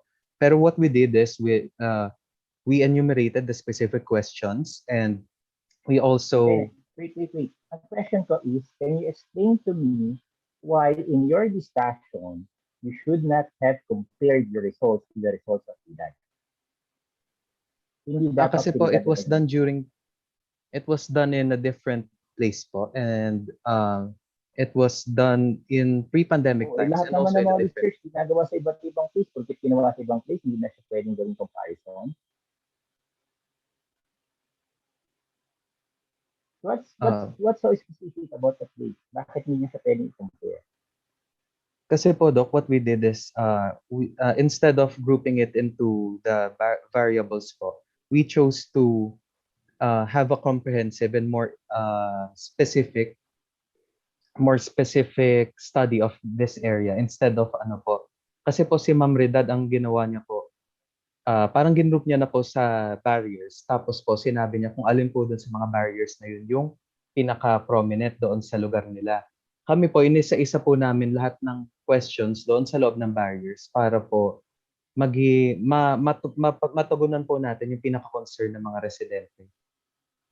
Kasi po, kung i-compare po natin yung ginawa namin ni Ma'am Redad, the variables we both studied are... Nakuha mo yung question ko. Ang question yes, ko, po, sa discussion nyo, laging as compared to RIDAD. Yung lagi ang results nyo, lagi yung sabi results, eto, as compared to RIDAD, our results is. Ang question ko is, bakit hindi nyo siya dapat compare kay RIDAD? Because it is where this research was lifted from. No. Okay. So first, kailan ginawa yung study ni Ridad? Last 2019 po, Doc. 2019 siya na-publish. Yes po. Pero kailan siya ginawa? Kasi hindi yung publication, hindi yung time na ginawa siya. Ano po, Doc? 2013 po. Okay, 2013. So anong difference between 2013 and 2020? 7-year difference po, Doc. Meron A lot tayong may have pandemic happened. ng 2020, Opo. di ba? Walang pandemic yung ginagawa yung Lidad. So iba yung situation. Plus, saan ginawa ni Lidad? Yung study. Sa Lanao po, Doc. Saan sa Lanao? Sa Linamon, Bacolod po, Doc. Linamon and Colambugan. Colambugan po. Bacolod. Ay, di ba? Linamon, Colambugan and Bacolod is a fifth class municipality. So pag sinabi yung fifth class municipality, yun kasi ang gustong makita ni Lidad as a nurse. Na etong municipality na to, mahirap. Wala silang health center, kulang sila sa tao. Yun ang gusto niyang palabasin dun sa study niya. Your study is done in Bacoor. Bacoor is what? Is a semi-urban area po. Different, well, very different from where Ma'am Ridad did her research po. City siya, municipality. City na po yata. Ay. City ang Bacoor, di City ba? po. Anong class niya, city? First class siya, di ba? Comparing a first class city to a fifth class municipality, ang layo nun. So magiging hindi talaga magkakapareho yung inyong result. So hindi na dapat siya i-compare. Diba? Kaya nga yung question nyo, isip mga question nyo, the health center in our barangay is not operational. Diba? Kasi nga walang health center dun sa fifth class municipality, kaya kasama sa question nyo yun. Eh, di ba ko or city may health center? Kaya hindi siya dapat naging question, no? Kasi may health center. So, yun. I think you should have tweaked your questionnaire para at least mabago siya. And then never mention yung Ridad na discussion nyo. Hanap kayo ng ibang discussion, ibang research na may kaugnayan din sa pandemic. Ano ba nangyari sa ibang cities na may pandemic? Ganon din ba? Kasi ang daming studies na ngayon na lumabas. Punta kayo sa Herding, ang daming lumabas na study regarding vaccine compliance during pandemic. Okay? So, doon nyo siya i-compare with Ridad. Okay? Yes po. Thank you po, Doc. Thank you very much.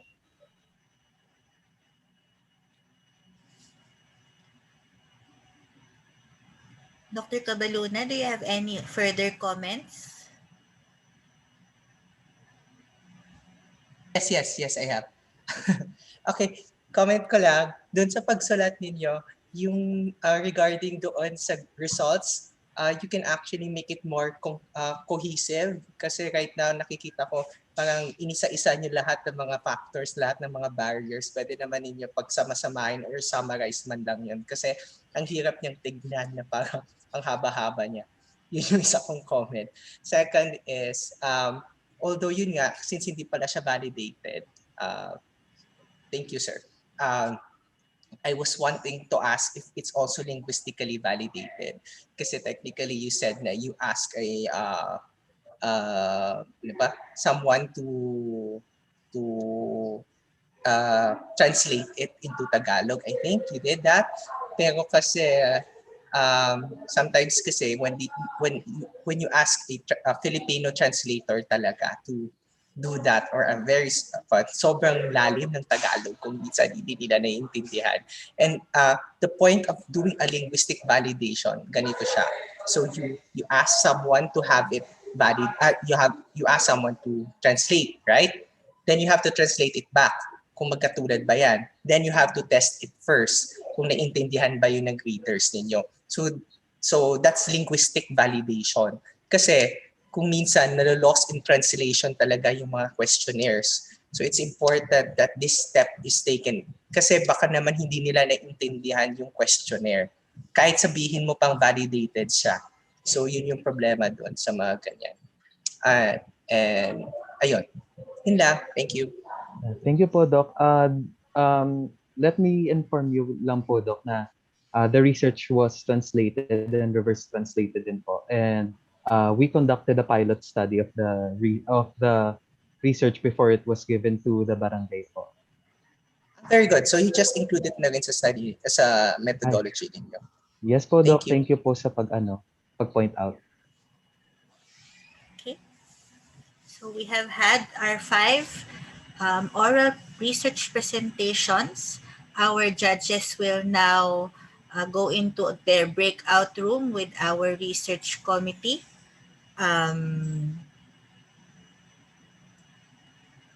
To compute for the winners. So in the meanwhile, let us wait a while to see for the poster presentations that were done for this year.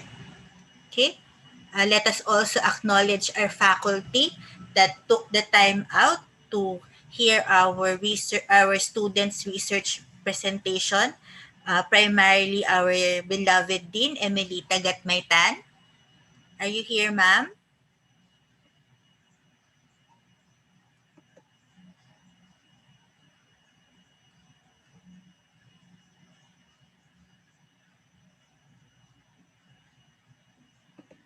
Okay. And also other faculty present. I think I saw Dr. Chanco, Dr. Elray Navarro, Dr. Raymond Cruz, Dr. Paulino. Thank you for gracing our research presentation. Okay. For our students, we have our MS forms. There are 2. One that I've sent you so that you could sign your electronic attendance. The other is your research feedback form. We would like to ask for your feedback with regards to this first research presentation forum that we did online. Okay.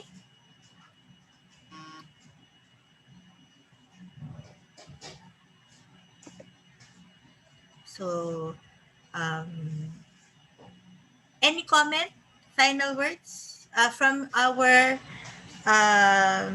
student participants? How was your experience?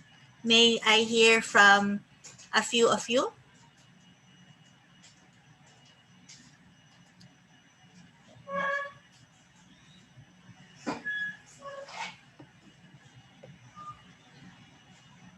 Or from our research advisors first. Dr. El Rey?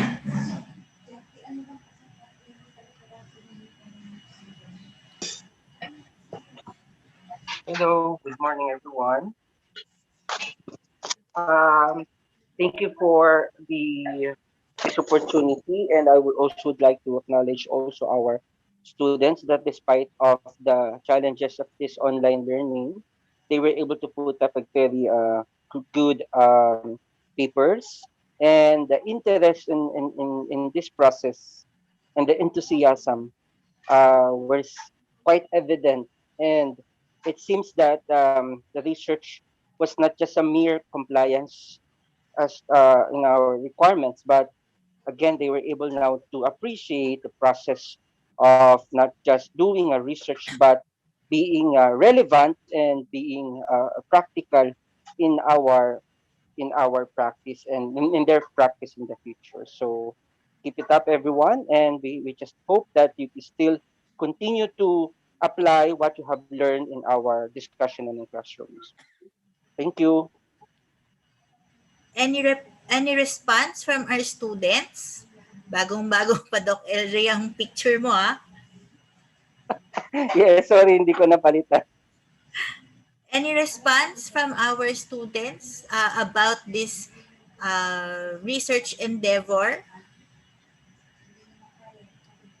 The process that you went through for the year, we understand. As Dr. Navarro has mentioned, it's quite difficult, especially in this situation, but we simply cannot do away with us graduating you into the medical course without you experiencing how to do a medical research. Anyone who wants to share experience, respond? Pipili naman ba ako? Sino ba? Any volunteer? Doc, pwede po mag-volunteer? Nika. Sige, Nika. Good morning po.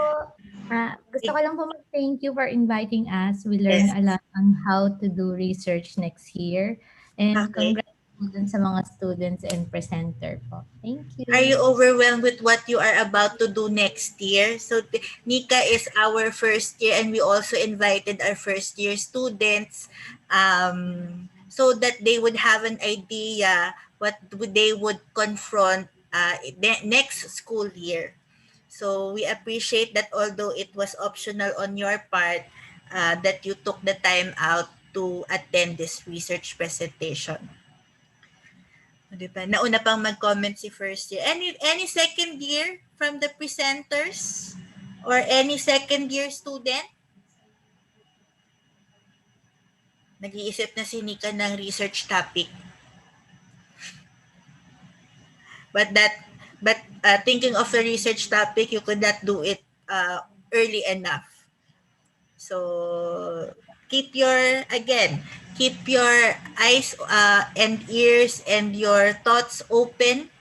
As I've mentioned, we are learning of course, we are not learning in the classroom. Our learning is not limited in our Zoom meetings. We have a lot of learning outside. So be aware of your surroundings, experience life, be inquisitive, and always be in the questioning mode, so that you could always think that you are able to think of research problems or research questions that you want to make a study on. Any from our second year? Yung mga...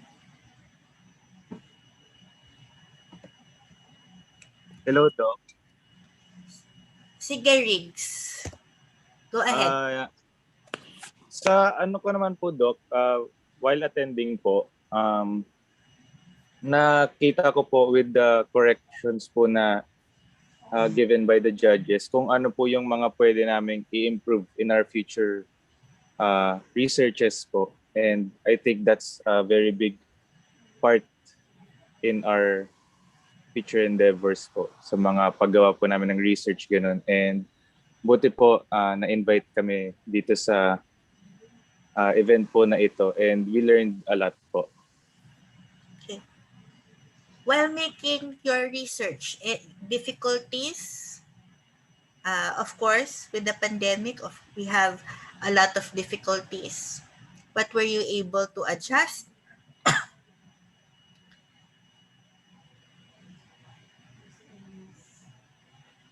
Your research? Doc, ako po ba yung ano? In general.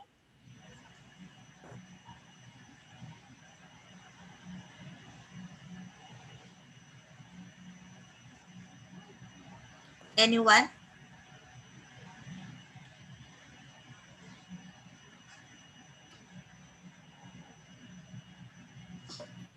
Doc? Okay, go ahead, Joanna. Good morning po, everyone. Thank you po to our faculty and to our judges. It was an honor po to have to present in front of everyone. And we truly appreciate po yung feedback of our judges, and we took note of it po. And with regards po sa in our methodology po, our team and I it was challenging po because we had to go above and beyond kasi may team member po talaga kami na lumabas to go to the health center. Kasi po I represent po yung last group po of researchers, and it was nice to know po the condition po sa center and all, and get to know po the head of the health center po, and at least help po in our small kind of way po as gratitude po with their help in our research. So that is all po. Thank you. Okay, thank you. Anyone else? While we are waiting for the results of this morning's competition,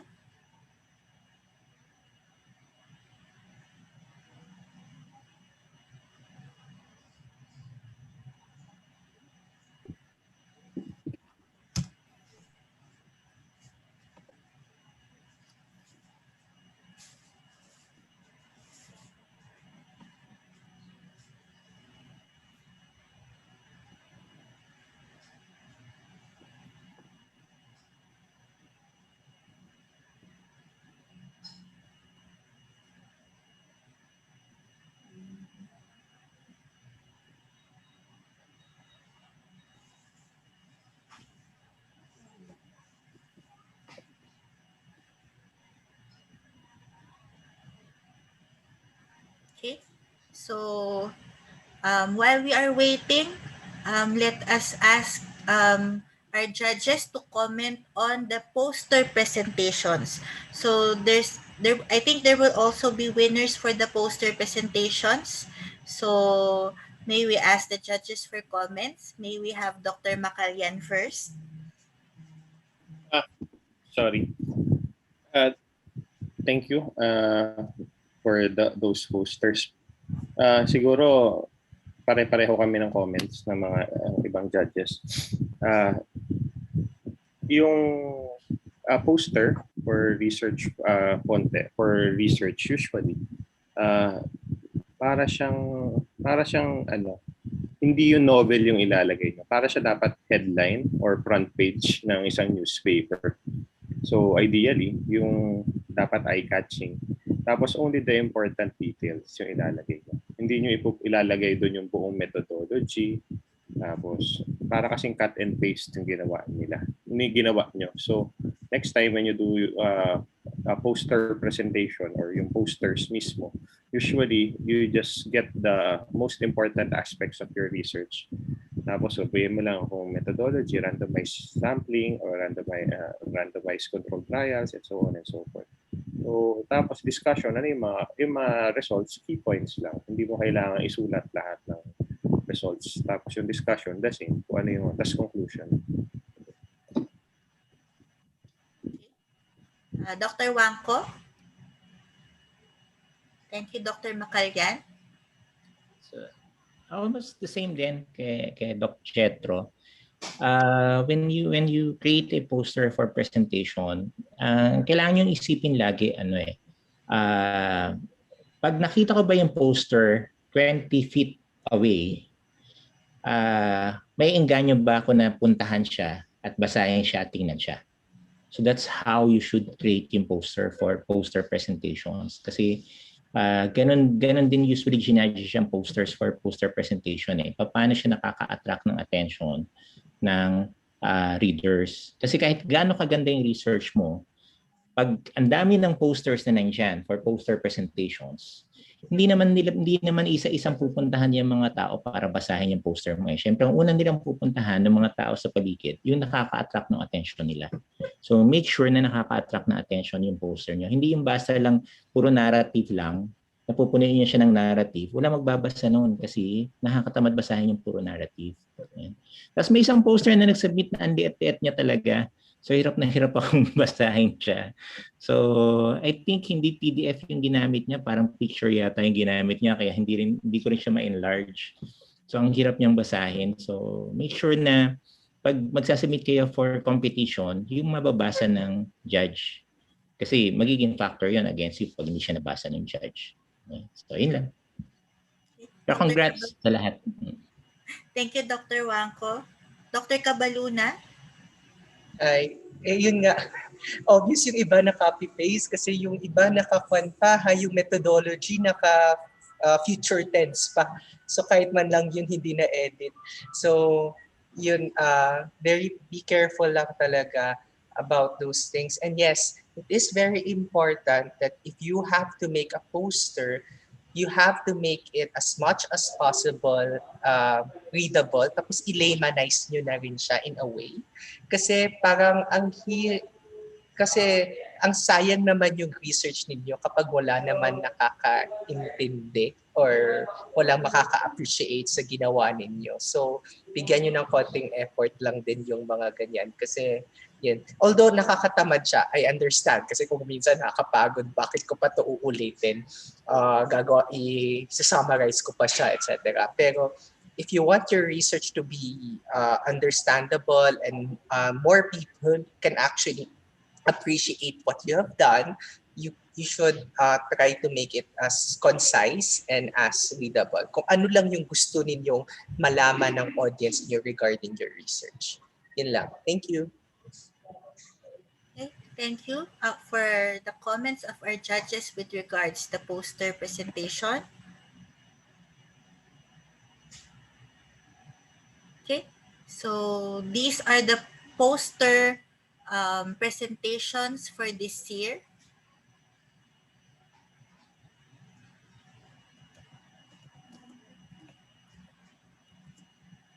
Okay, and this would be the set of criteria for judging. With judging on the content and technical. Okay.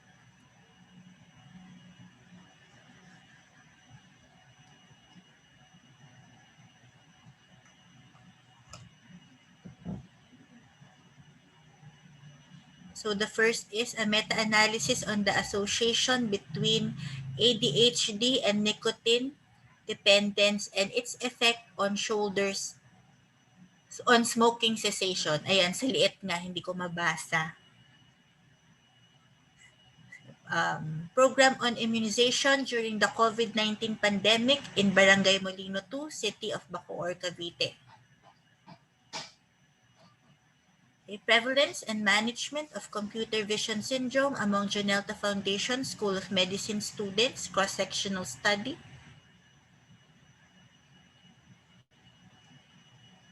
COVID-19 vaccine literacy among medical students in the Janelta Foundation School of Medicine, University of Perpetual Health System, Delta, Las Piñas City, academic year 2020-2021, a cross-sectional study.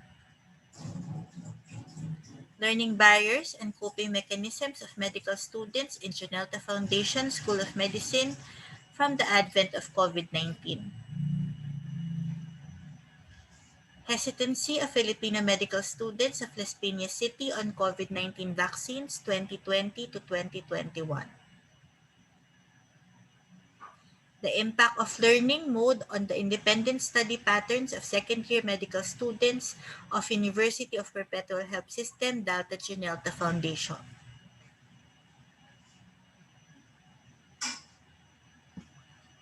Mabasa. Okay. I can't read the upper line, but it's a study of first to third year medical students of UPH-RJ-FSM undertaking online exams.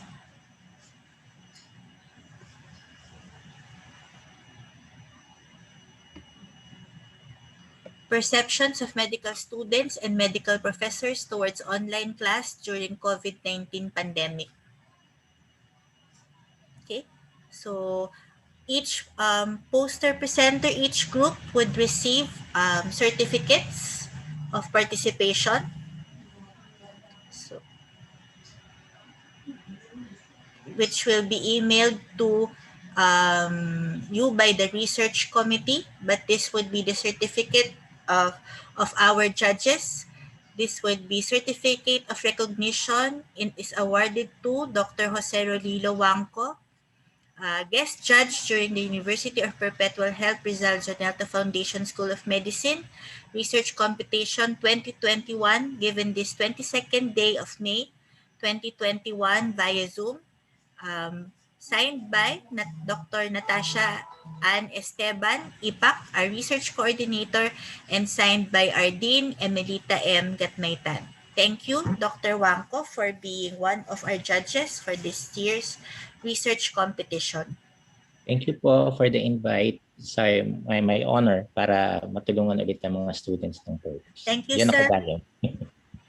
You are always welcome to be a judge. Certificate of Recognition is awarded to Ian Kabaluna, guest judge during the University of Perpetual Health Rizal Zonelta Foundation School of Medicine Research Competition 2021, given this 22nd day of May 2021 via Zoom, signed by Dr. Natasha Ann Esteban Ipak, Research Coordinator, and Emelita M. Gatmaytan, Dean of JFSM. Thank you, Dr. Kabaluna. Thank you, and thank you for inviting me. Thank you to my classmate Tasha. Okay. Sumilip na yung first place. Anyways, this is your certificate of recognition is awarded to Jetro M. Macallan, guest judge during the University of Perpetual Health Rizal Ginelta Foundation School of Medicine Research Competition 2021. Given this 22nd day of May 2021 via Zoom, signed by Natasha Ann Esteban Ipak, Research Coordinator, and Dr. Emelita M. Gatmaytan, Dean of JFSM. Thank you, Dr. Jetro Macallan, for gracing our research competition.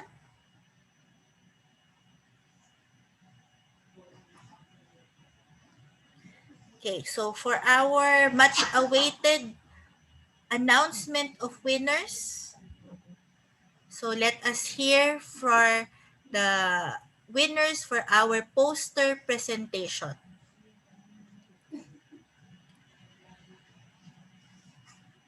Okay, for first place, for our poster presentation is awarded to Basilio Daniel May Magdamit, Marcelo Merin, Mesa, Vergara, and Villarante for their research of effects of listening to music on reported anxiety levels of first to third year medical students of UPHR JFSM undertaking online exams for research competition 2021, given this 22nd day of May 2021, awarded by Natasha Ann Esteban Ipak, our research coordinator, signed by the Dean, Emelita M. Gatmaytan. Congratulations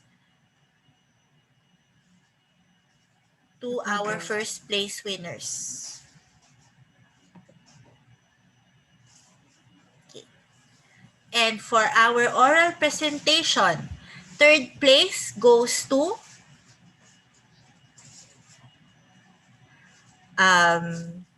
Prado, Ramos, Reyes, Rubinos, Tolentino, Tusing, Valientes, and Velasco and Yatco for the research entitled Prevalence and Management of Computer Vision Syndrome among Junelta Foundation School of Medicine. For our research competition 2021, given this 22nd day of May, signed by Natasha Ann Esteban Ipak, our research coordinator, and Dean Emelita M. Gatmaytan. Congratulations to our third place winners.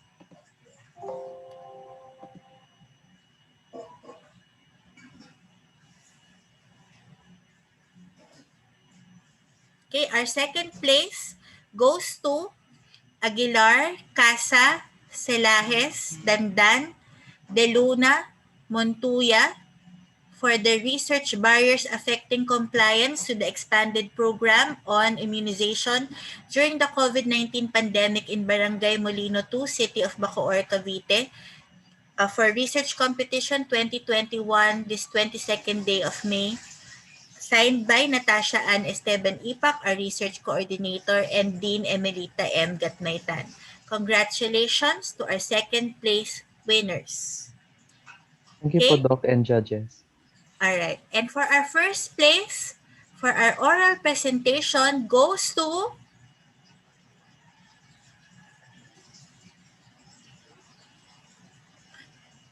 Caparanca, Castro, Gagan, Lapus, Milanes, Ombao, Villanueva for the research on perception of medical students and medical professors towards online class during COVID-19 pandemic, given this 22nd day of May 2021, signed by Natasha Ann Esteban Ipa, our research coordinator, and Dean Emerita M. Gatmayta.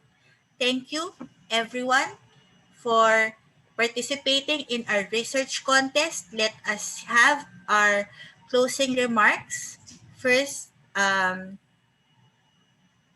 from Dr. Raymond Oliver Cruz. Is Dean here? So, Dr. Cruz, Yes. ma'am, before Dr. Cruz gives his closing remarks, may we have a few words from our beloved Dean? Okay.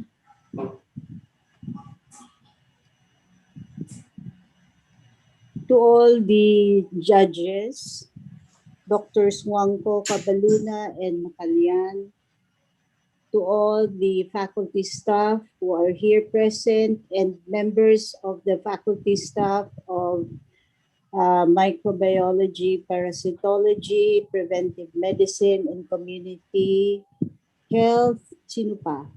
Who else did I miss? And all the faculty here present and all the students. No? Good afternoon. 12:05 na. Kumakalam na ang tiyan nyo for sure. Congratulations to everyone. I am so impressed that the researches of our students are very relevant to our situation. You have indeed been very affected by our pandemic, by the pandemic rather. And as students, this is not the beginning and end of doing research. You must remember that research will be part of a doctor's life. You should not stop asking questions. In fact, during my time, I was so awed at learning that the lowly head louse, the kuto, was even made under research. The anti-kuto the anti-kuto effect of guava extract. So things like that, you don't stop asking questions. And the only way to answer them is doing the research. Today, you have very good judges, mabusisi. In fact, while they were asking you questions, giving their own comments, I asked myself, does gender affect, or how shall I say it? Is gender how shall I say it? Does gender affect the way a judge would evaluate a research? Meaning, sino ang mas mabusisi? Male or female judge? Because in the past, I have been seeing a lot of female judges. But today, being a fully male group of judges, sabi ko, wow, ang tindi ng mga comments and questions. And they're good, because they have given you very informative inputs. And don't stop there. Maybe you can get them in the future as your advisor. Maybe they can be part of our faculty staff. Though Dr. Juanco was once part of our faculty staff. Iniwan mo kami. Always welcome back to our department, sir. You can always come back. Okay? Dr. Macalian has on hold yung kanyang on hold yung kanyang application because, I cannot just hire people now because of, the cash flow of management. And maybe for a fresh inclusion in our faculty staff is Dr. Kabaluna. Batang-bata, parang pwedeng barkada ni Dr. Raymond Cruz. So, like I said, my dear students, keep on asking questions and don't let those questions stop there. Search for the answers. No? Search the meaning, the significance of your question. And always remember our mantra, no? Because of those questions, because of your search for answers to your questions, you will become better. And do not forget our mantra. Always remember that you belong to the best medical school along Alabang Zapote Road. Good afternoon and congratulations. Thank you. Thank you, Dean. So thank you for gracing our research competition, dear students, and let us have our closing remarks from Dr. Raymond Oliver Cruz. Hello everyone and good afternoon na. No? So we are way past 12. So I won't take long. Congratulations to all of our winners. So I was witness as the PMCH2 coordinator to how you really worked hard in order to complete your researches for this year in spite of the pandemic. And even though some of you did not make it to the finals, I know you all did a good job. And again, you deserve all the commendations for everything that you have gone through in spite of the challenges that we have for this pandemic. Thank you also for the judges who took their time out to really teach our students. I think they learned a lot and they were really able to process all of the things in your comments in order to make their paper better. So from the bottom of our hearts, thank you very much to our three judges. And for our students and for those who will be undergoing or will be doing research next year, don't be afraid to make good on your researches.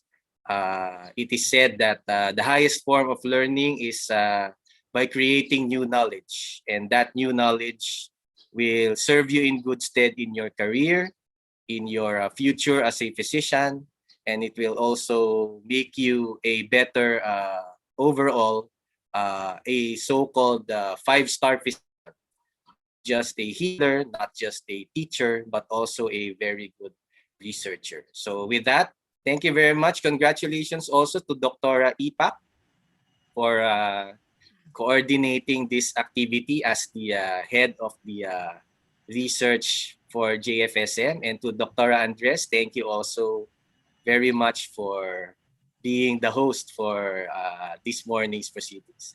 Again, congratulations everyone. Thank you and enjoy the rest of your day. Thank you, Dr. Cruz. Last reminders again for the students, please fill up your feedback forms. The link is in your chat box. I will post it again so that it will be easier for everyone to access the feedback form. Also, for our first year and second year, please fill up the MS form, posted link in your MS Teams for your official attendance for this morning. Okay, thank you. Have a good day ahead of you. See you next year for our next research presentation for 2022. Okay, good afternoon. So this is Dr. Andres.